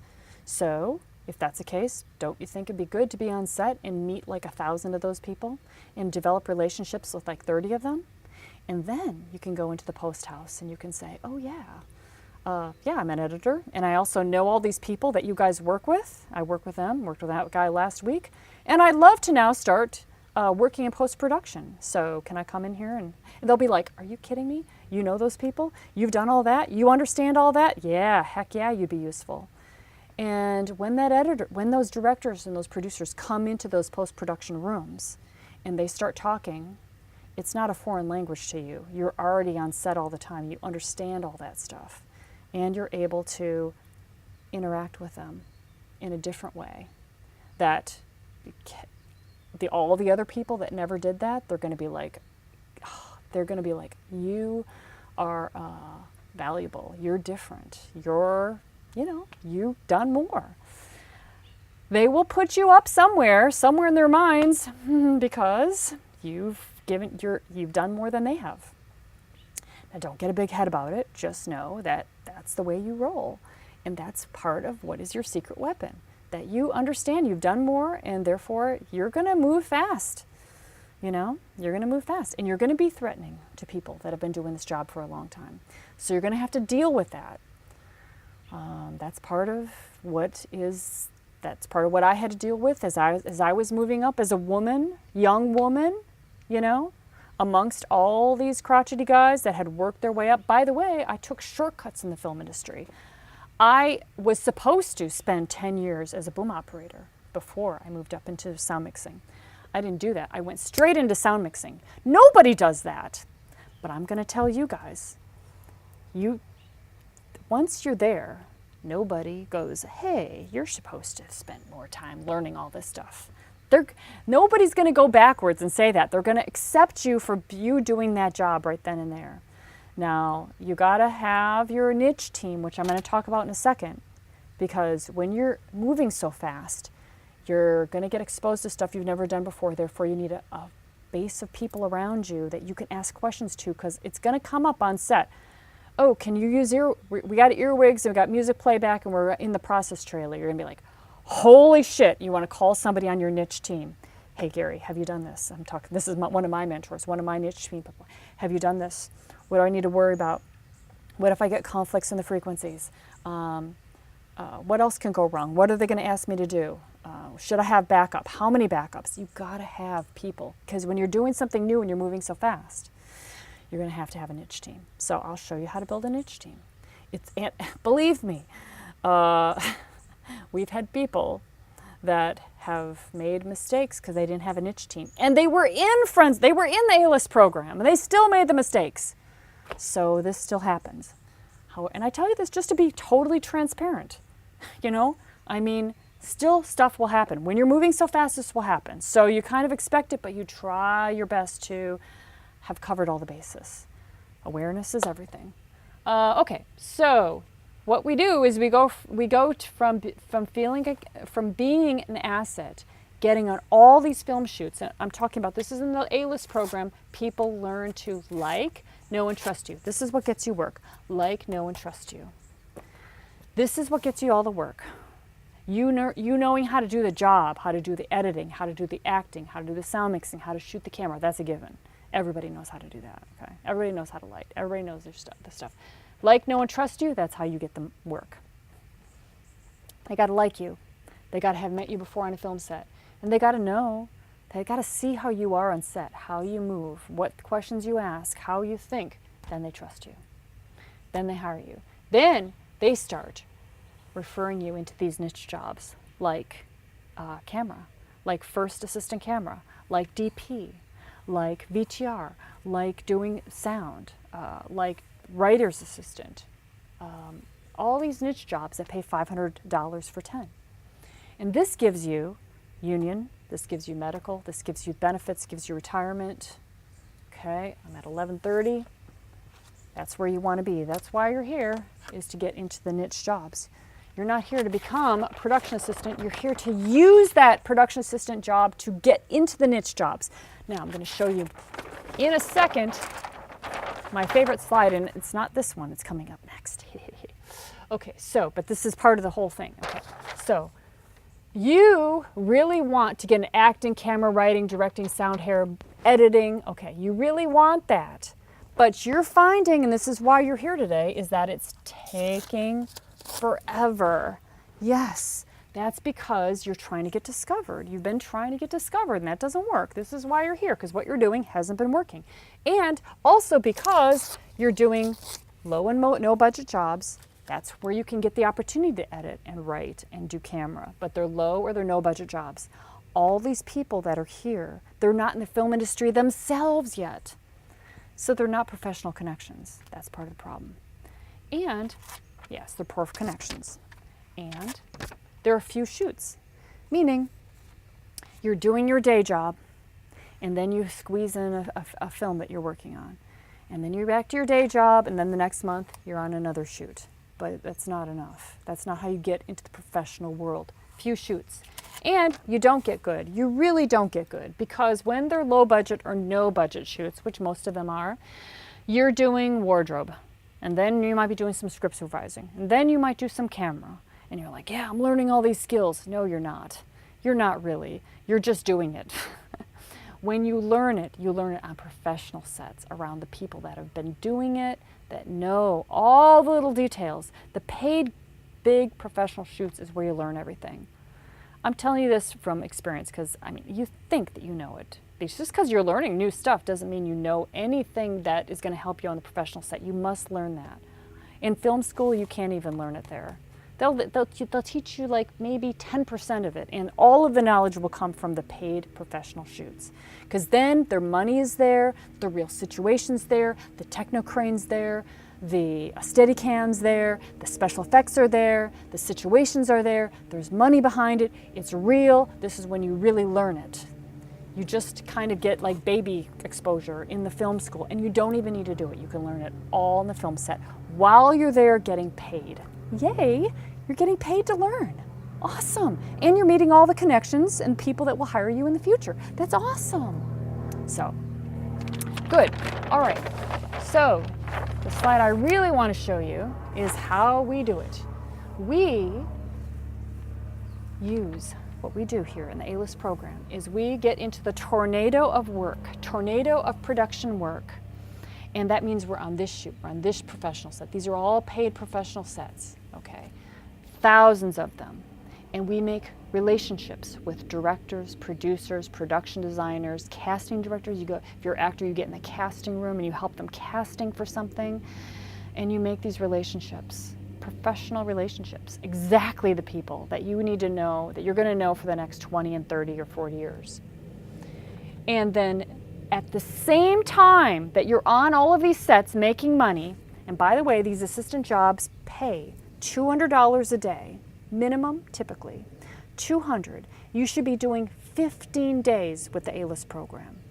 So what is that? 200 times 15 days in a month. What is that? $3,000. All right, that's the beginning job. That's a beginning job, $3,000 a month. That's with this program, you should be doing that, okay? So what is that a year? $36,000. Albert is so fast. $36,000 a year. Okay, so that is the beginning job that gets you in the door. That's cool. So these niche jobs, camera, acting, writing, directing, principal actor's $1,000 a day. A DP's like $2,000 a day. A first assistant camera is $600 a day. So take, like, say, we'll go low, $500 per day for 10 hours times 15 days a month. What is that per month? $7,500. Albert is the fastest. We'll just let Albert do all of our math. He's probably doing it in his head. Of course he's doing it in his head, right? Albert, you'd be great in production. You can do numbers in your head. That's awesome. I'm Asian. Ha ha ha. That's awesome. And you're also very cute. Okay, so $7,500 a month times 12. What is that per year? $90,000. Oh, Aaron beat you to it. That's awesome. Okay, so 90,000. You guys are so funny. So, you know, that's just like the minimum, and people can make 200,000, 300,000, 500,000. Once you get into producing and you're getting a percentage, yes, you can make that. And so, yeah, that's the real money in the film industry, which is good to know, because now you know when you talk to your parents and people like, oh, good luck in the film industry, I'm going to show you something very soon that's going to show you that, hey, you can just show this to them. This is, you'll see, it's a union contract where you see what people get paid. It's very useful because you're like, this is an established industry. All these rates are established. It's not like I've got to beg for a job. It's like, this is the industry. And this is the union contract for all of these jobs. I'll show that to you very soon. But back to this, because this is extremely important. How you want to get, how you get into these niche jobs, you guys, which is the camera, the acting, the writing, the editing. It's all going to come from the tornado of film work. It's going to all come from your connections that refer you to this work. And how you get into the door with these people is through assistant jobs. That would be production assistant, office production assistant, director assistant, producer assistant, writer assistant, casting director assistant. Jessica, who we did the call with yesterday, just got the job of art director assistant. By the way, that paid $350 a day. Production designer assistant, showrunner assistant. So $200 a day up to some of these more specialty assistant jobs, $300, $350. $350 that's amazing. That's really good for an assistant job. That's not even the niche yet. That's just assistant jobs, because we know the niches pay $500, $600, $750. My day rate is $865 for 10. And then I have equipment on top of that, which is $1,000 to $2,000. So it's anywhere from $2,000 to $3,000 per day for me. And if I'm working 15 days a month, why don't we do the math on that? You can see how much money I'm making.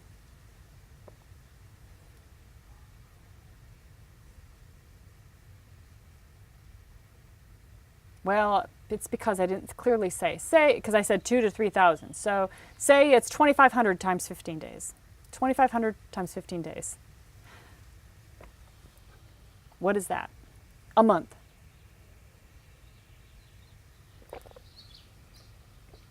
$37,500 in a month. Now, there's myself and my husband, Joe. So take that times 2. So it's like $72,000 a month. That's why I can afford a house that costs me $11,000, $12,000 per month. Easily. It's a mansion. So that's a sound mixer. You guys want to be producers, directors, writers. You're going to do this well, or even better. Okay? So now you know the money. So that's pretty good. Yes, that's right. This is real stuff. And I'm going to show you the union contract, and you're going to go like, okay, there it is. This is no bullshit. It's right there. And I'll give you the link to it. You can show everybody. It's online.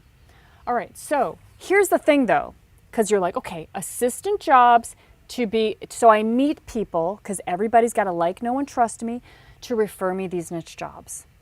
However, there's an element that is good that you must have, which is that you must also, while you are doing these assistant jobs, you're working as a director assistant, you're also shooting camera. Whatever it is that your niche is, you got to be doing that also. Remember that low budget world that I showed you before? When you're only in that world, you can't get anywhere. But when you combine that with the tornado of work, now you're getting somewhere. Because if you're working with people as a director assistant and then you're shooting and you're a camera person, you're shooting on the weekend your deal, you can talk about that. And then this person associates you as being a camera person, a DP. And then guess what? These professional connections refer you that work in the future, or maybe even next week. So if you're an actor and you're doing these assistant jobs, oh yeah, I've got an audition coming up, I've got a class coming up, I've got a play coming up. They're like, oh wow, that's interesting. Now remember, they are endeared to you when you're here. Now they're gonna actually bring you in, give you a role. There's nothing more fun to them than to see you act, do what you already do, and they're right there and they get to see it. You know, like it's not a big deal for them, especially like actors. It's not a big deal for them to refer you to an agent, to refer you to casting director, to actually just put you in the film. It's like, hey, they need you, they can write you in, they put you in. Happens all the time. But you must be in the tornado of work in order to make that happen, because that's a relationship that made that happen. They didn't just discover you, did they? No, you're working with them, you're helping them, you're friends with them, you're talking about the pumpkin pie at craft service with them, right? So you must be doing these at the same time that you're doing this. And you don't have to. In fact, if you don't even know what you want to do, you don't have to be doing this stuff on the side while you're working in the film industry. You can just work in the film industry, make relationships, and see which department that you really like to fit into, and see which sector. Commercials, feature films, TV, all give you a completely different life. Documentaries different from TV. Talk shows different from soap operas. TV, you're working 5 days a week typically on a show that lasts like maybe 3 or 4 months. You're shooting episodes and you're working Monday through Friday, but by Friday, they're doing 12-hour days, 13-hour days, 12-hour days. By Friday, they're starting at like 10 o'clock because there has to be a turnaround. They're starting at 10 o'clock in the morning until maybe going till 2 a.m. So Friday night, you get in late and you're tired. And then you've got Saturday and you're sleeping in. You got Sunday and then you start it all over again on Monday. So that's like a TV schedule. TV often will go until like, maybe all night long on that Friday. And then Saturday, you're just recuperating. And then you got one day off Sunday and you start again. So for me, I don't want to work that hard. I want to do commercials. I want to make the best money and have the best food. It's much better than TV. You'll learn what all of this stuff is by getting exposed to it, and you'll see. You'll learn and you'll hear about it, and you'll learn that everybody wants to do commercials and feature films.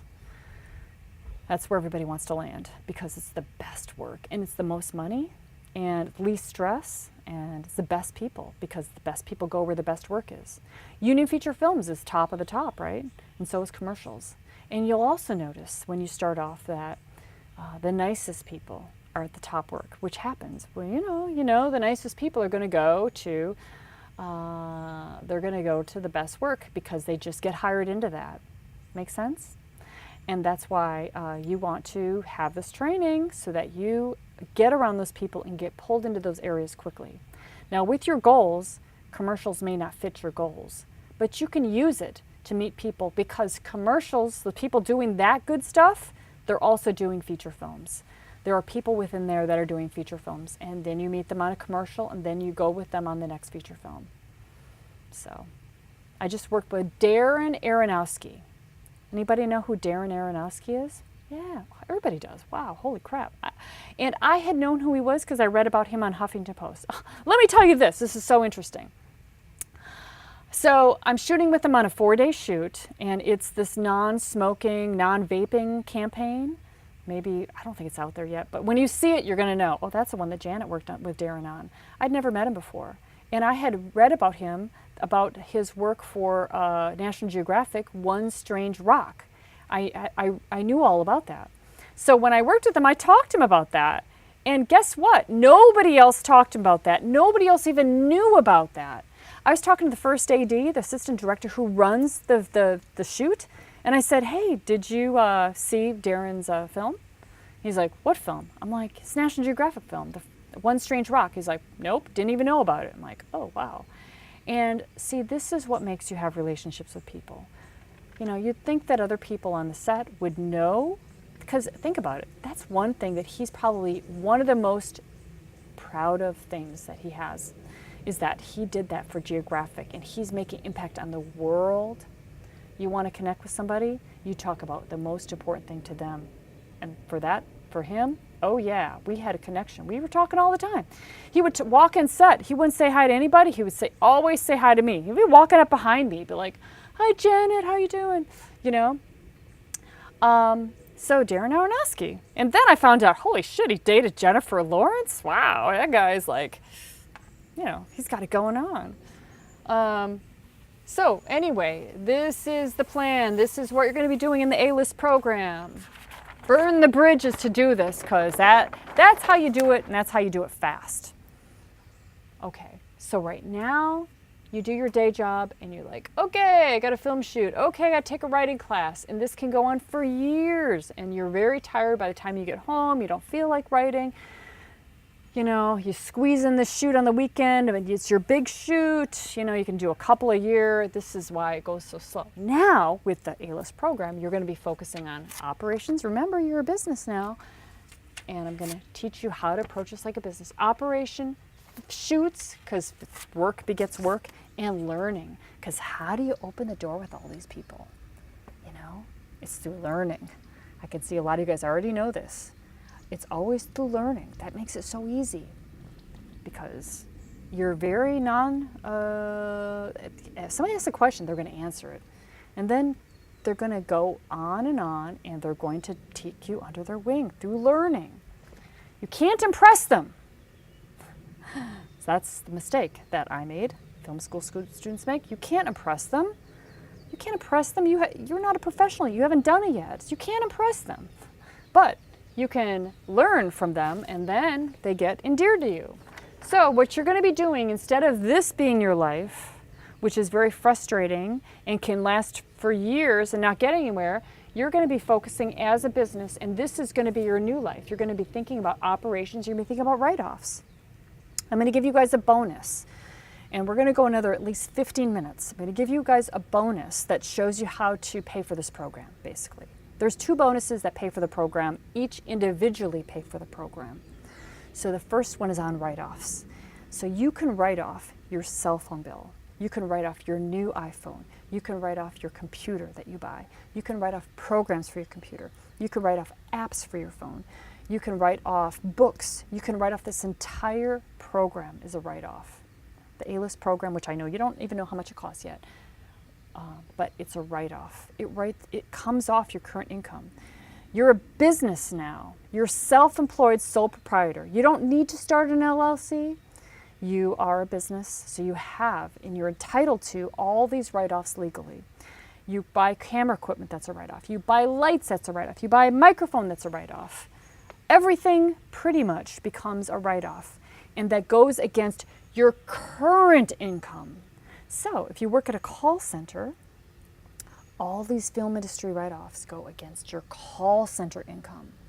And then you get the check back from the government that pays for this program. Isn't that amazing? Nobody taught me this when I first started. So I could have saved like $15,000 on my taxes, and I could have gotten that money back. And I didn't know about it because I didn't know. But now you know. And this is one of the bonuses. Okay, I'll explain that to you a little bit later. But, that's just so great. So that's just money. I mean, that's just money coming right back to you in a big check. And all you got to do is work one day in the film industry, doing background in a year. So you just do background, you make $100, and you can write off $15,000 of expenses. All this stuff, car, mileage, clothes that you need for the film set, all the stuff I just said before. And is it really true? I will show you a licensed accountant, and they're all over the place, that deal with film industry.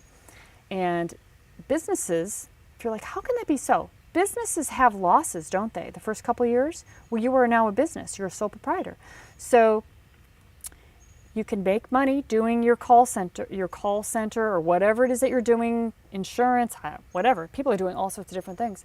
And you can have all these write-offs that go against that income, and then you get the check back. That's just money in your pocket. That's awesome. And that all you gotta do is work one day, make $100 doing background. But you guys are in a program where you're gonna be making $200 a day, working 15 days a month. So this is gonna ramp up.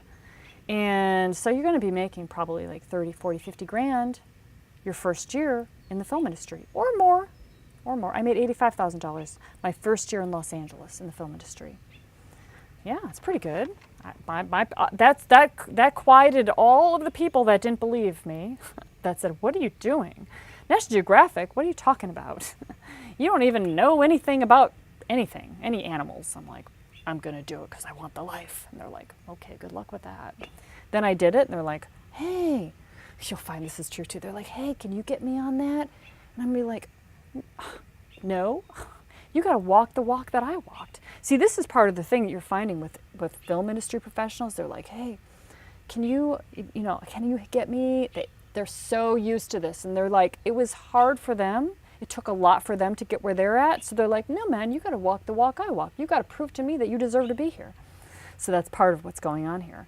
But when you do the A-List program, you do walk the walk. You do stuff that is like, holy shit, you doing all this? Then they're like, oh yeah, you totally deserve to be here. So, write-offs. Insurance. Yeah, you're gonna need medical insurance, you need car insurance. Union days. So you need to start saving your paycheck stubs and your call sheets to get union days, so that you can qualify to join the union.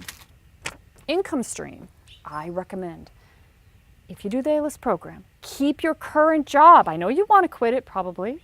Keep your current job, but now you look at it as it's an income stream, and it's funding your ability to get in the film industry and to do this program and to put gas in your car and to buy a computer that you need and maybe shoes because you got to shoot in the snow. Income stream, your current job. You want to keep it until you're making $1,000 a month in the film industry. Then you quit it and you go full-time in the film industry.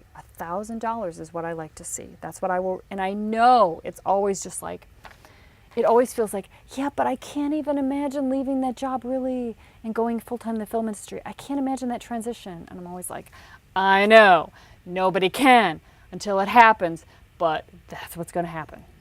That's what we're doing here. That's the whole point of it all, you know?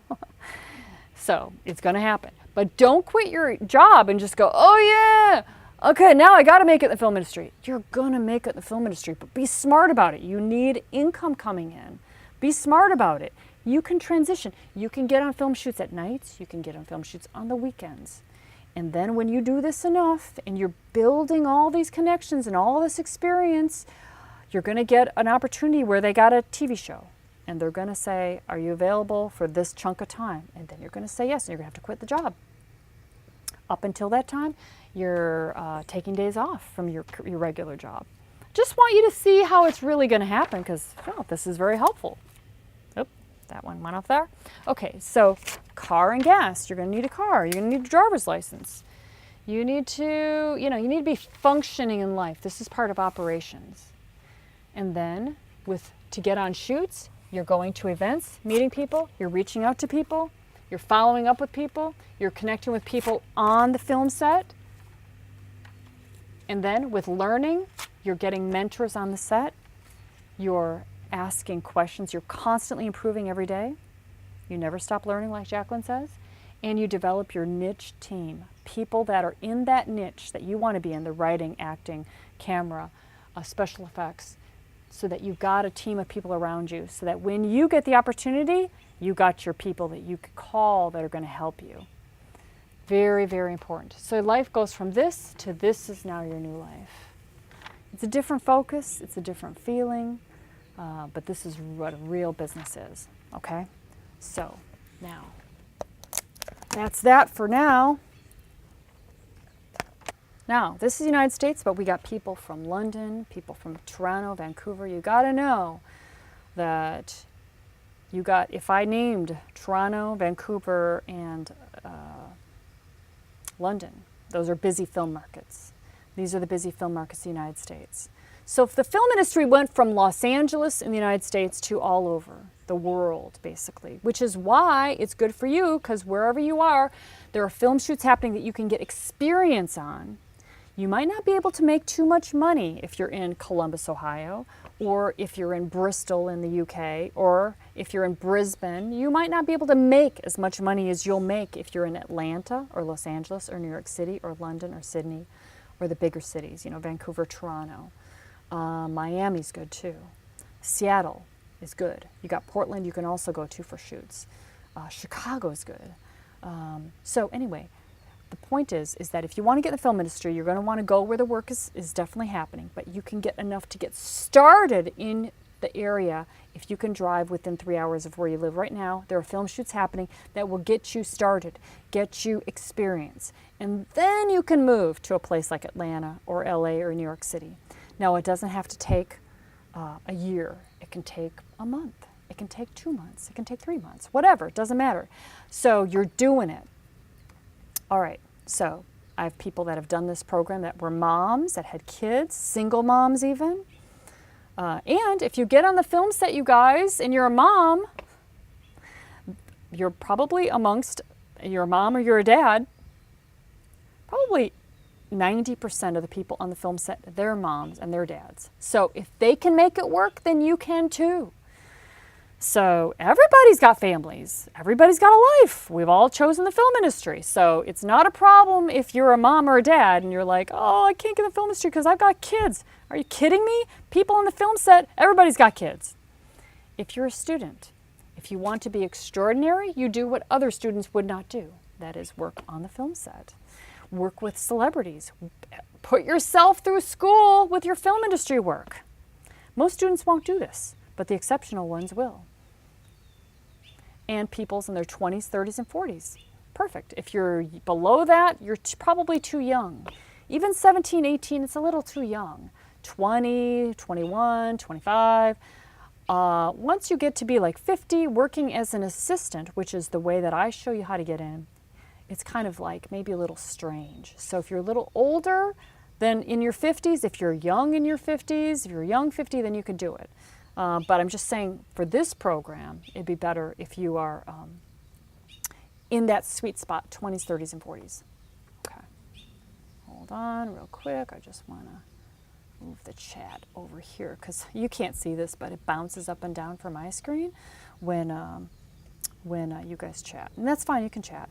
Los Angeles, so what I say is get experience where you live and then move into the bigger cities.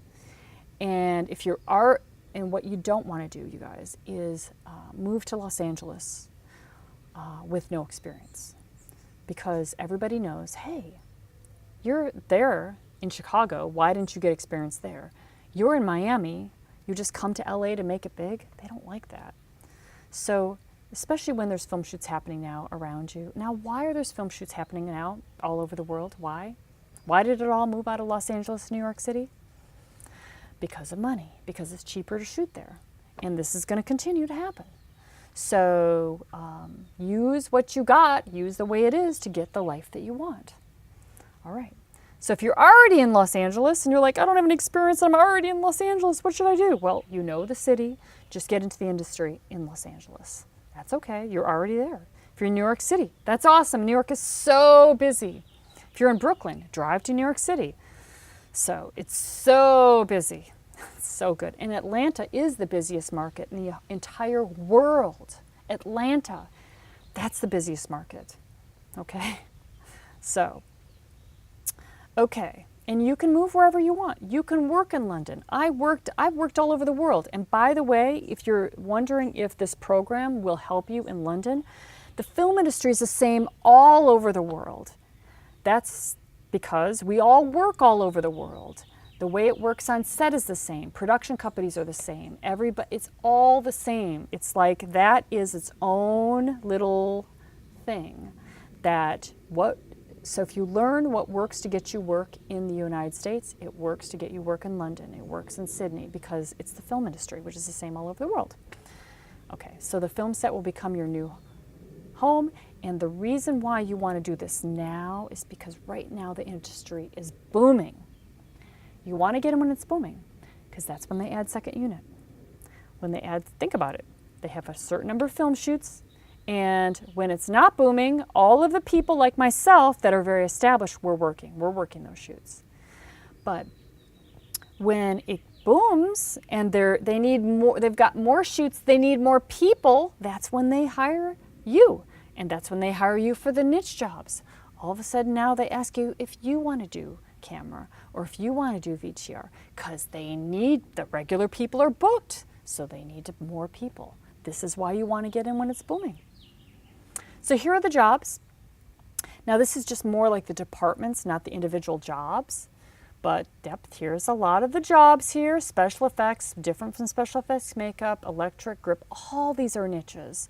Gaffer, production designer, the head of the art department, set designer, director, camera, sound. I mean, it's just all these different jobs. And these are the niche jobs, $450 to $10,000 per day. And the deal is you get in the union. The union gets you the medical retirement money and, of course, the community of being in that niche. And then the whole point is to get connected and move into the high-paying jobs. So the whole point of this program, you guys, is not to get assistant jobs. It's not to get in the film industry. It is to get into the industry and move up into these niche jobs in the fastest way possible. That's the point of this whole program. Got it? Okay, so now I want to show you that page that I had just talked about like 10 minutes ago. This is the Showbiz Labor Guide. This is Media Services is the payroll company that you remember that time card that I showed you earlier. Well, this is them, and they basically are publishing the union contract online, and you can all get this and have access to it. What you should do is email me and just say, Janet, can you send me the link to the labor guide? Okay, and then I'll send it to you with the password. And you can use my password, or you can contact them and they'll give you the same password. They give this out to anybody. And here you can see all of the jobs. Look at all the jobs. Now, this is to show somebody like your mom, to say, okay, Mom, this is how established the film industry is. Look at all these jobs. Entertainment industry is massive. We're still in the A's. Cameras, dolly, just look at all these jobs. These are all job categories. Now let's look at the unions. Let's look at local 600 camera union. Just to see the money here. DP, $109 for 8 hours. Now we're always doing 12, maybe 13-hour days. So $109 for 8 hours is $800. And then it's time and a half from 8 to 10, and it's time and a half from 10 to 12. So time and a half means that's $150 an hour. So add another $300. $800, $900, $10, $1,000. No, $1,100 for a 10-hour day. But we're doing 12-hour days. So add another $300 on top of that. So 12-hour days, they're making $1,400 a day. And then it's double time over 12. So this is DP rate. And then there's camera operator rate. And in the camera department, there is, let me just come out to you just to see you every once in a while so you can see me. Just the camera department. You know what jobs are in the camera department? There's a lot of people that are camera people. There's DP, which is the head of the camera department. Then there's camera operators. Now the DP is talking to the director a lot. The camera operators are sitting in front of the camera and they're doing the shots. On a particular film shoot, on the last one I just did a couple days ago, there was 3 camera operators. There was 3 cameras. And we had Technocrane too. So with each camera, there's going to be a first AC and there can be a second AC. And sometimes a second AC works with amongst all 3 cameras. Sometimes there's 2 ACs. There can be Steadicam. So we've got DP, we got camera operators. We got Steadicam, we got Technocrane guys. Okay. We got assistant cameras. We got DIT, digital image tech. Okay. And we used to have loader when we shot film. We don't have that anymore. Right? Makes sense? DIT became a new position. DIT people, they make anywhere from $1,200 to $2,000 a day with all their equipment. Okay, so yeah, that's a lot of people. Just on one shoot, the camera department can be this much on the call sheet. That can be like, 15 people. So if you're on a set as a production assistant and the producer, the production manager, the people know that you want to do camera, then they can say, okay, you can assist the camera department. You're going to make 15 connections right there. You can talk to them because remember that other slide, you're doing camera also. You're working with cameras. You've got lighting questions. You're going to have good questions to talk to your people about. And you're going to find some people that are going to be part of your niche team. And these are the people that are going to refer you. Make sense? Yes. So yeah, this is how it works. And all of this work, how you get on feature films, you get referred to that work. Guess what? You get referred to the work, but you're also going to refer work to them. That's how all the work happens. That's how we get in the business, you guys. We don't get in the business by reaching out cold to people. We get in the business and build our work through referring other people work, and then they refer you work back. Because you might have a week where you're not busy, and then somebody refers you a job, and you take a 3-day job. Okay, just take me for example. Somebody refers me a 3-day job as a sound mixer. I might make $6,000 from that referral. I never worked with those people before. And that sound mixer referred me to cover them. I made $6,000. I mean, how often does somebody give you a $6,000 opportunity? Not that much right now, but it's going to happen all the time in the film industry. That's what the business is. Now, did they go outside and look on, put a posting to find a sound mixer? Are you fucking kidding me? No way. That person that referred me, they know they referred me because I'm going to refer them when I'm overbooked. So say the next week I've got a 6-day shoot and another shoot, a 3-day shoot comes in and I'm like, oh, I'll just refer. Hey, you know what? Give Gary a call. He's available. He's great. He's awesome. See, I'm selling him a little bit. He's been in business for a long time. He's really good. You'll love him. And then they call Gary and say, hello, Gary, we need to see your resume. Will they say that? No. They're going to go, hey, Gary, are you available next week? Janet referred you. Gary's got the job. I just gave Gary $6,000. Not really. He had to work to make that money, but he passed me work. So this is how it works. That you will refer other writers, you will refer other directors, you're going to start making lists, you guys, in the A-list program of people that you want on your list. And people are going to refer you, and then you're going to refer them back. And you're also going to make lists of people that you will not refer. You know why? Because if you refer them, they will make you look bad.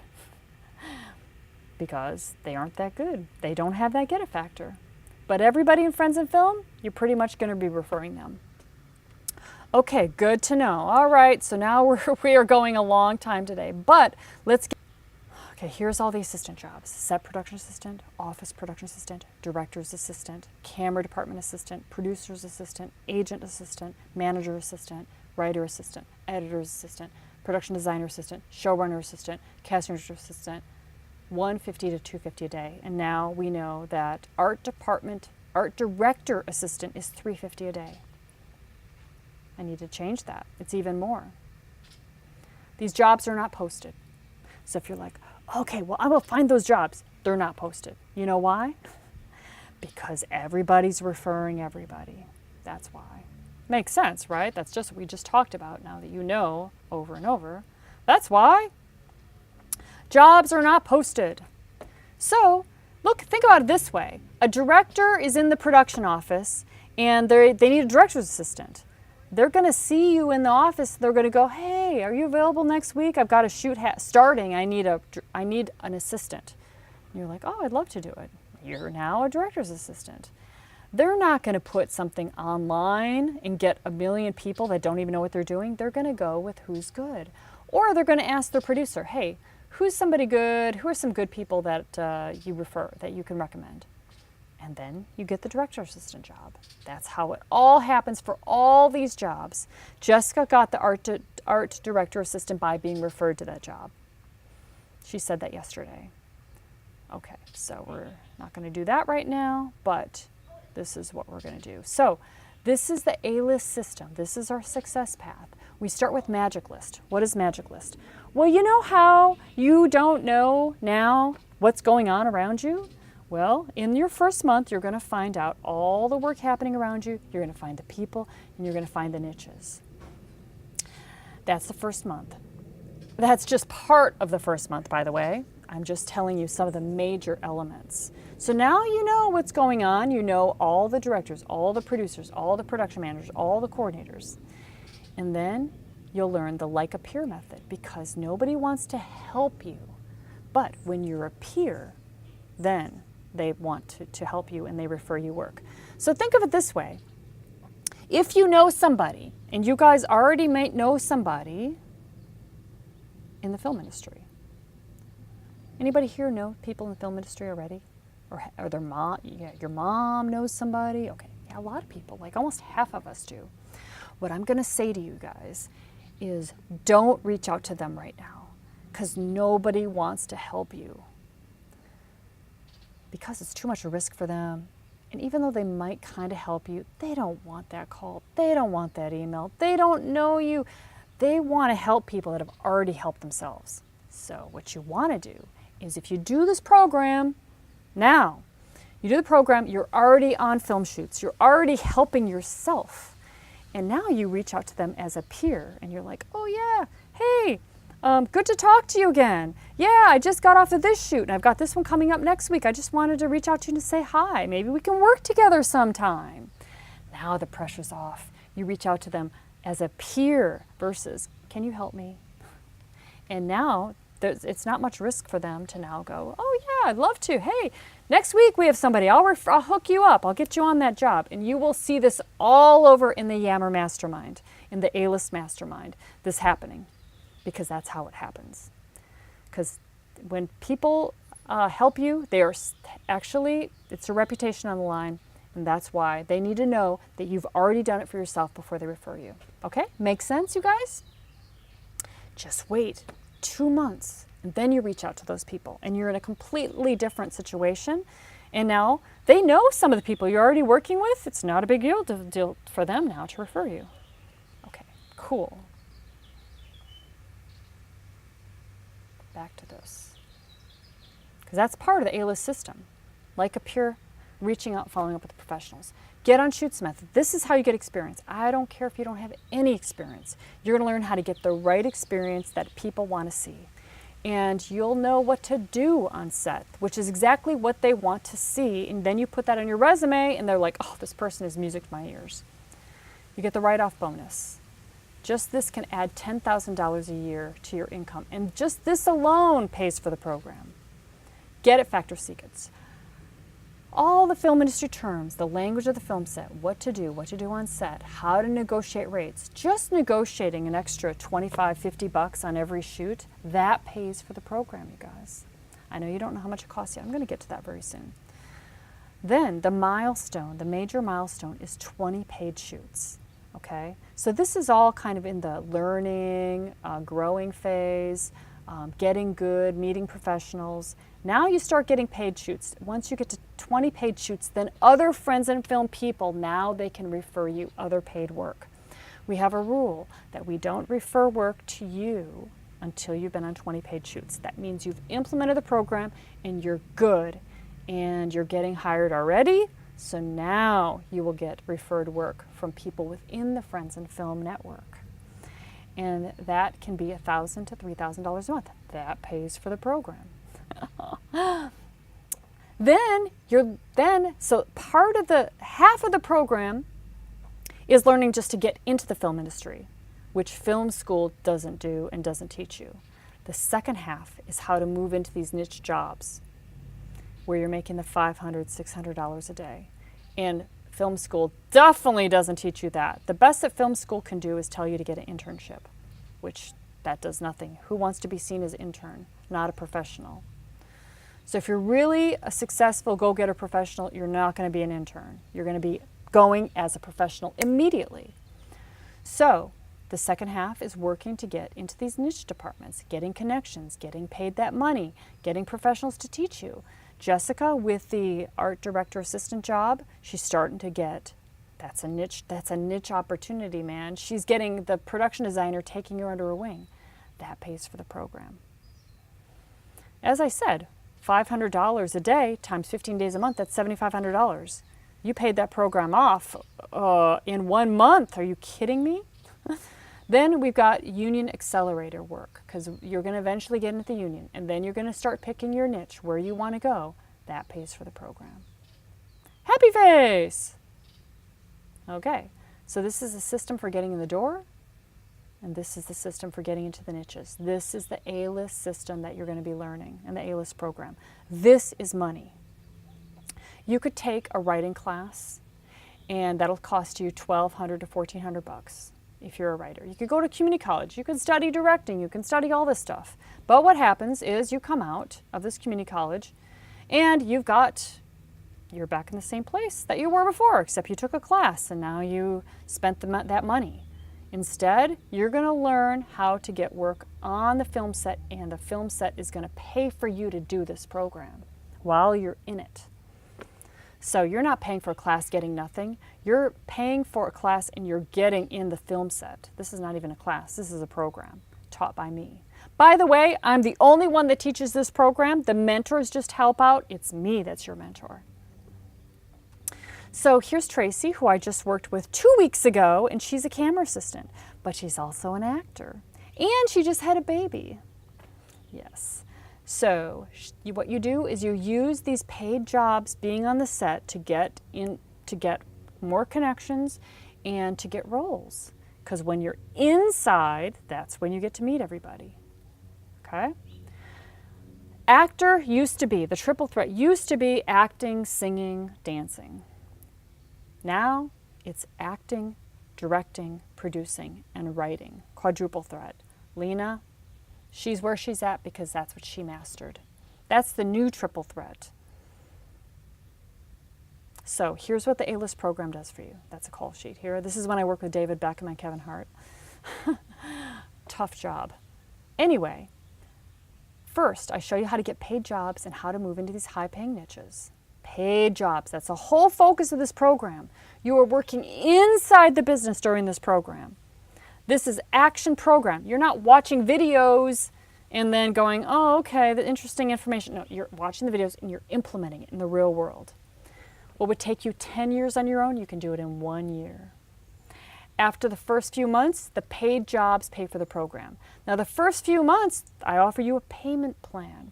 So the first 3 months, I'm going to give you a bonus that will show you how to make those first few months work, because it's going to take some time to get in the film industry. You don't just, this is a connection system. This is a connection world that you're getting into that takes some time to grow that. And I know everybody goes, oh yeah, but why can't I just have it? Just give me the jobs. Like, no, if you just get the jobs, you guys, you won't learn anything. You don't learn it. You got to learn how to get the jobs for a lifetime. That's what a career is in a word-of-mouth business. So you got to learn that by doing it. Somebody just gives it to you, you're going to get that job, big deal. You made $200, you made $300, but you won't know how to actually do it until you do it. That's why you got to do this system. And if you're like, I can learn this on my own. Well, sure you can, but it's probably going to take you 10 years. That's why I'm saying this accelerates you 10 years. So you can do it on your own and make maybe $1,000 in the film industry this year. Or you can do this program and make $40,000 in the film industry. What's smarter? Remember, work begets work. So every film set you're on, professional set, is when you get more and more and more work. This system gets you on film sets where you're working all the time, and that's what gets you the career. The people that get the opportunities are on all these film sets. So you must get on all these film sets. So if you're serious about this, burn the bridges to do this program, because you're just going to learn exactly what to do. You're going to be in this conversation and have the right thoughts, the right energy. You're going to attract the work, and it's all going to come together. Your dream will not be a dream. You'll be doing the dream. By the time 3 months goes by, you're going to be like, oh my God, I'm already where I thought I would be. It'd take me years to be. I'm already there just by doing this system. How awesome is that? It's awesome. This is what is so exciting for me, because I go in there and yammer, and I go see you every week live, and I'm just like, yes, I know. It's not as hard as you thought it was. It just takes being in this, applying it. It's amazing. Like, you can take a class. When you take the class is when you do it.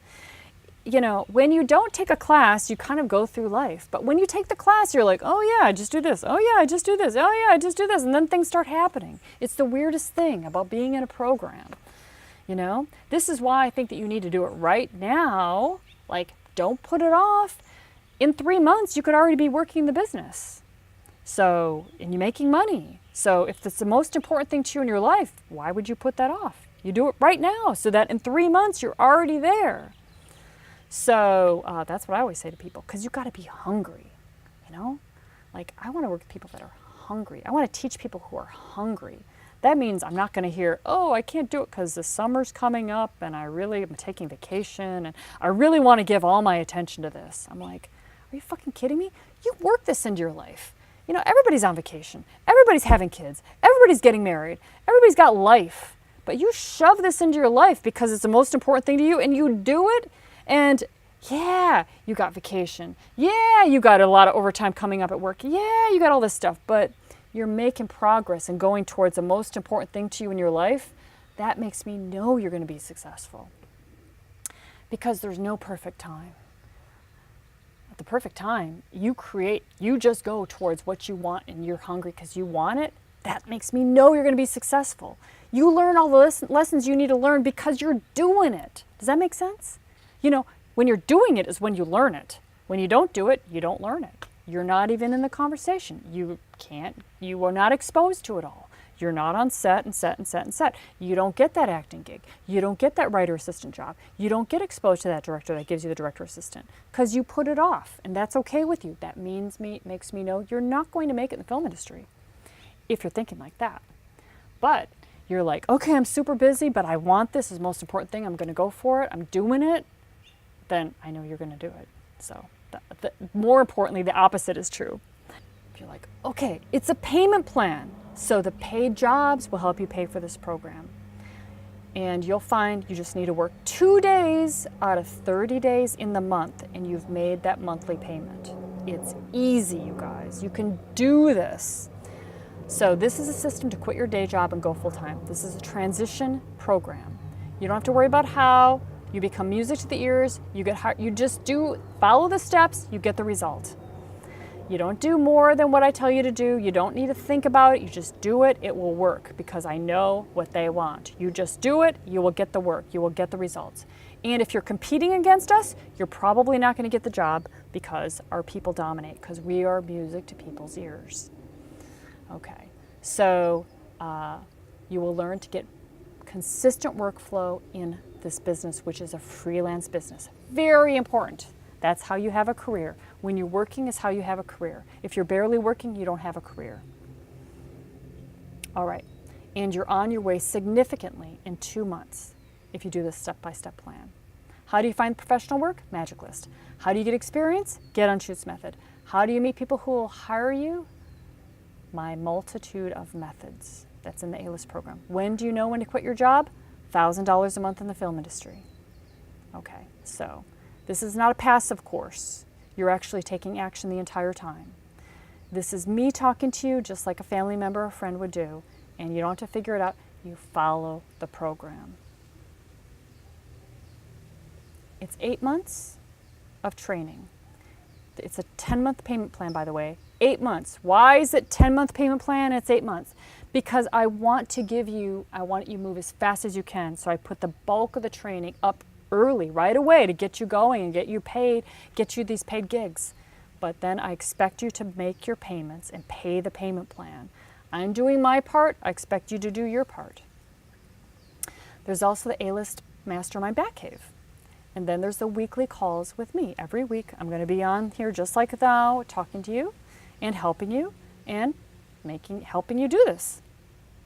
Okay, so what this is bullshit out there that you can pay to do internships, and you're paying money to do internships in the film industry. This is one of these bullshit things out there. And I know about this because people tell me about this and they send me this. And there's somebody that is in our program that did this. And she's like, I'm working with people that are working for free. I've got a mentor. He's not even in the film industry. And I'm working for him for free. And there's all these people. Listen to me now, you guys. There's all these people. This is what happens with these bullshit programs. That, like Film Connection, you get assigned a mentor. You pay 10 grand to get assigned a mentor who's not even in the film industry. And then you're helping them make their programs or their TV shows. That is bullshit because they're not even going to be out there. And you're working for free for them for years. Editing. And they tell you, oh yeah, you're like, I want to be like her situation. I think I have it next. Oh yeah, here it is. Nika. She's like, she posted in the Yammer Mastermind. She paid for a year of this. She gets a certificate. Big deal. Nobody gives a crap. You're not going to talk about Friends and Film. You're not going to talk about anything. You're going to prove it by working with people and being good to work with. That's what's going to get you all the work, you guys. It's not the degree. They don't even care. Like, I've just said this over and over. So anyway, she's got a local mentor and she's got this Hollywood script mentor, and at the end she's got a loan for $10,000. She's got to pay it for 4 years, but the mentor wants her to edit. And he says, hey, you got to learn how to edit if you want to be a first AD. That's bullshit. He's not even in the business. He doesn't know. There's nothing to do with that. To first AD, you got to be on lots of sets. So it's been a year. She's only been on 3 shoots. And they're his unpaid amateur shoots that are not even professional work, and she's not getting paid. And he's got people that have been working with him for years for free. All the people work for free. And they say, you're going to get experience, but it's all bullshit. You guys, you got to get on professional shoots. That's what you're going to be doing in this program, is getting on professional shoots and meeting all those people. The professional shoots is where it's at, not the bullshit stuff. So... okay, Friends and Film, you get on paid shoots. Acting school, no professional shoots. Friends and Film, you start your career now. Here you got to go to school, and then you need to go back to Friends and Film to get the work. Friends and Film, we actually learn everything on the film sets. Acting school, you're in a classroom. Friends and Film, you pay it off as you're going through the program from the film industry, the professional film industry. Acting school, you come out, you have no work in the film industry, and you're paying $600 a month for 20 years for nothing, for a degree that you don't even put on your resume because they don't care. Friends of Film, you become a professional in 8 months. Here, now, after spending all that money, now, if you want to actually get in the film industry, you got to do Friends of Film. Okay, so there's 2 ways you can do this. You can do it as gold or platinum. The gold plan is $497 a month for 10 months. This is a payment plan. And that's working 2 days in the film industry out of 30 days. I should hope that you should be able to do that, and you've made that monthly payment. So this is easy to do for anybody that says, hey, I want to do this. Then you're going to do it. I know it's scary because you haven't done it yet, But you can see all of these success, all of these case studies, all these people that are shooting pictures of them on set working. Oh, I'm on this show, I'm on this show. I work with Scorsese, I just work with Spielberg. All these people makes you know, okay, this works. And you can talk to these people. You can talk to them in the Yammer group personally, and you will meet them in the A-List Mastermind personally. They're all there.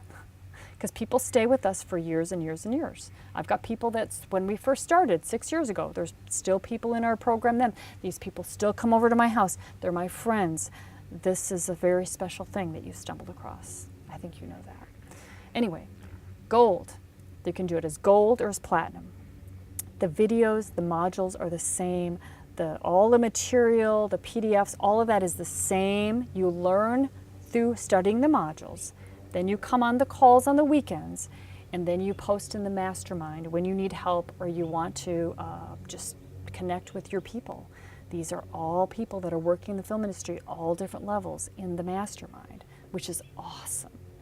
So $497 a month for 10 months is a payment plan. That's 2 days a month working on set, and you've paid for that month. This is why this is a no-brainer, you guys. You're not spending 10 grand and getting nothing. You're actually working in the business with this program. All I care about is the paid work. That's all I cared about is the paid sets. That's all the whole focus of the program is to get paid professional work. Okay. Once it's paid off, you have the modules for life. Okay. And if you want to pay in full, I'm going to talk about that in a second, but after the $497 a month for 10 months, which is a payment plan, then you've paid off the program. All the modules are yours for life. Then you can continue for $99 a month, very inexpensive. And by that time, you're at a different place in your career. See, by the time you're in the business working, now you have people that want you for the same days. Now you have somebody that wants to sign you for a contract. Now you've got a travel job and you need to ask me about questions about how you get the per diem, or how do you ask for this. Now you've got questions about you're moving into the camera department and where should you start, and you have this situation happen. So you're going to have different questions, and that is so cheap because now you're making like $4,000 a month. The $99 a month is nothing to get paid professional help. So people stay for years. Okay, that's just some water going into the pool if you heard that. Got water going into the pool. We got a big pool here. Okay, so you can sign up right now if you're ready, you want to, friendsandfilm.com/industry. And if you want to pay this off in full, what you should do is go to that page, friendsandfilm.com/industry, make the first payment, and then after that, email me and just say, oh, I want to pay it off in full. We will contact you, and you can pay it off in full. We'll give you $600 off. So you can also do this as a platinum person. So platinum means you want a higher level of access to me. You want me to look over your resumes. You want me to look over your emails. You want to be able to email me, have me answer in very quickly. Okay, higher level of access. And then all the platinum people, they all get to do platinum together, and they know that they're platinum. So it's only $100 more a month. And that's $597 a month for 10 months. Only $100 more a month, and you can do platinum. That's 2.5 days a month working on set. Once you pay off, you have the modules for life. And after platinum, it's $99 a month as long as you need it, and that's optional as well. Okay, this is optional, by the way. I didn't say that before. This is optional. Once you've paid off the program, you can just stop. And maybe you don't decide to continue, but you can. Most people stay on for years because it's so inexpensive and it's very, very valuable. friendsandfilm.com/industry.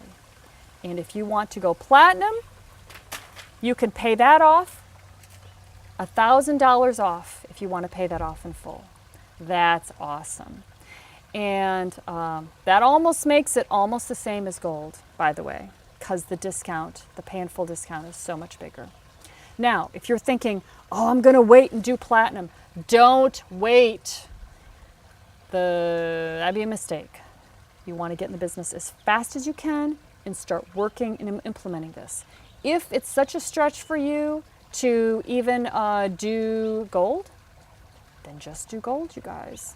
If it's a stretch, Just do gold and get in the business of work. You will be fine.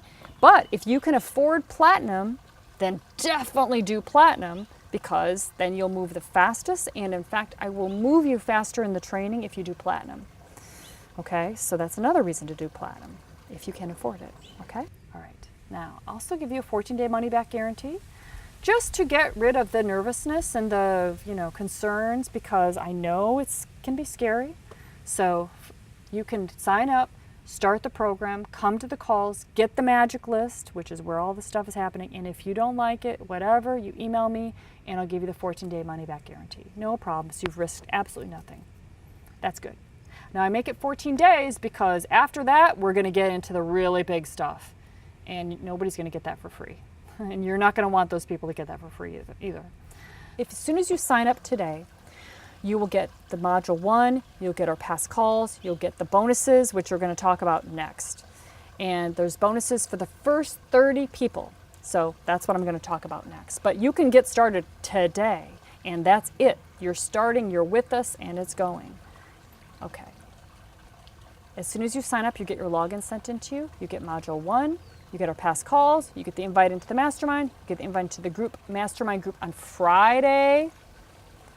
Okay. So now let's get into the bonuses. Now this bonus will help you pay for the first couple months.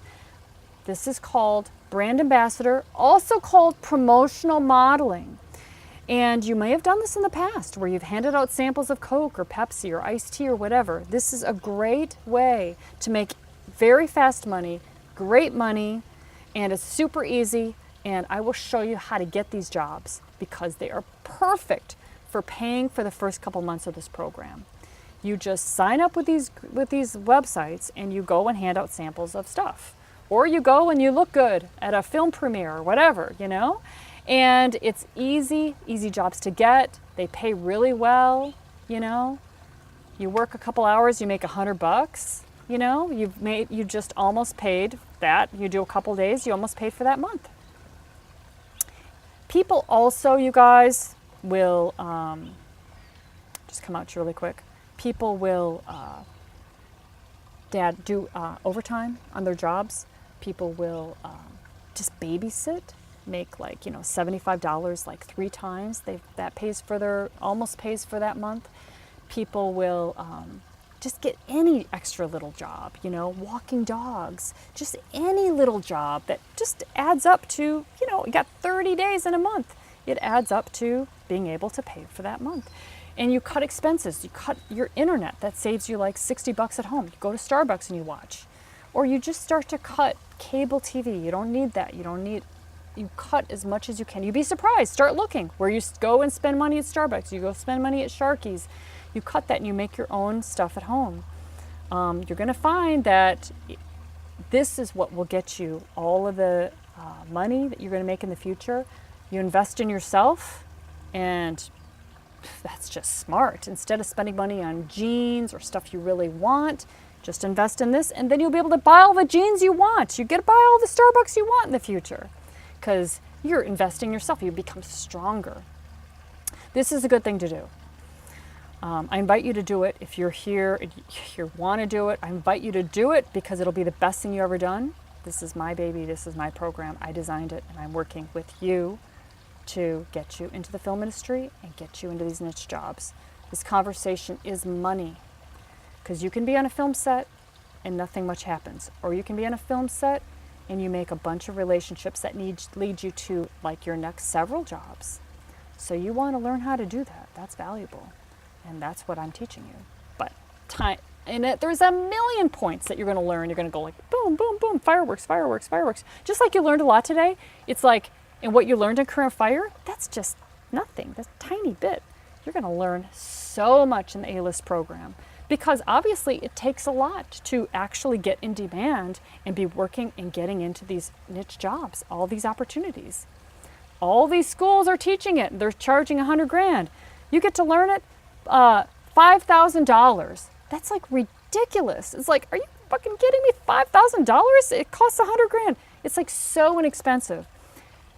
To learn how to get into a business that you learn how to make money, like professionally, That's 100 grand, you guys. How many people already know this from the internet? You know, you go online, and if you want to get in a mastermind where somebody actually holds your hands and teaches you how to get into a profession where you're making money, that's 100 grand. That's how much it costs.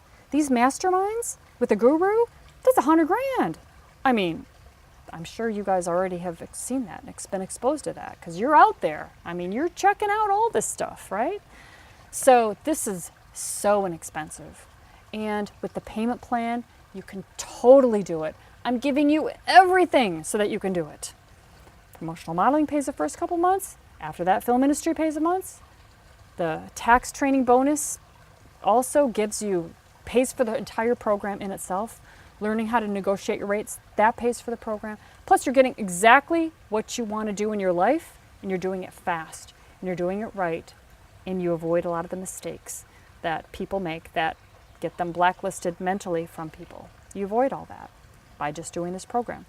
You just come, learn, implement, and you're going to get the life.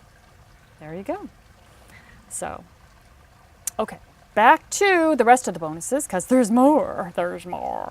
And super effective, and this will work. This works, and you'll see people all over in the A-List Mastermind that are saying, oh, I just got this job. And then what happens, you guys, is then you start getting film industry work, and you start turning down these jobs. And that's the whole part of the plan, is to get the film industry work, and you turn down this work. And then you might have a slow week in the film industry, like say a year later, and then you're like, oh, you call up some of your connections and you do some brand ambassador work. Awesome. So you just keep money coming in. Here is the tax training bonus, which is money. So here's the actual bonus. I show you what to write off, how to save the receipts, how to file these receipts, put them in a spreadsheet, give them to your accountant. I show you what you can write off. I show you what you can write off. Can you write off your clothes? Yes. Can you write off meals? Can you write off business gifts? Can you write off movies? Yes. You can write off apps. You can write off batteries. You can write off postage. You can write off, this is office expenses.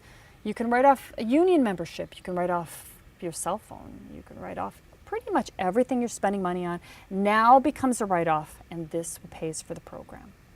And then this is Actors Tax Prep, which is still in business. I give you this form. They've given me permission to give you this form so you can see all the stuff I just mentioned to you. It's all here. You can write it all off.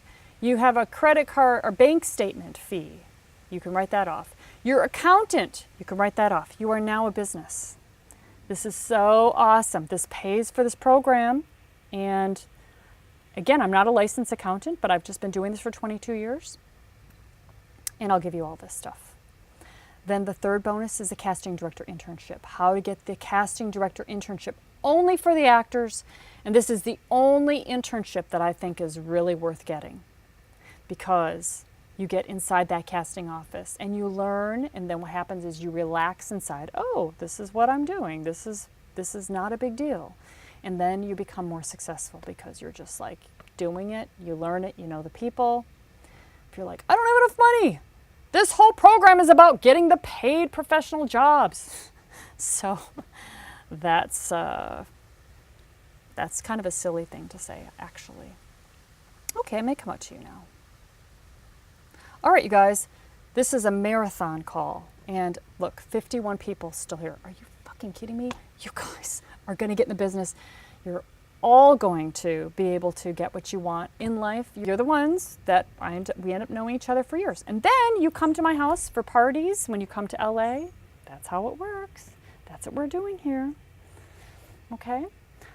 What you should do is you should sign up if you want to, be one of the first 30, and that if you have questions, email me and I will answer you. Or just sign up right now, and you got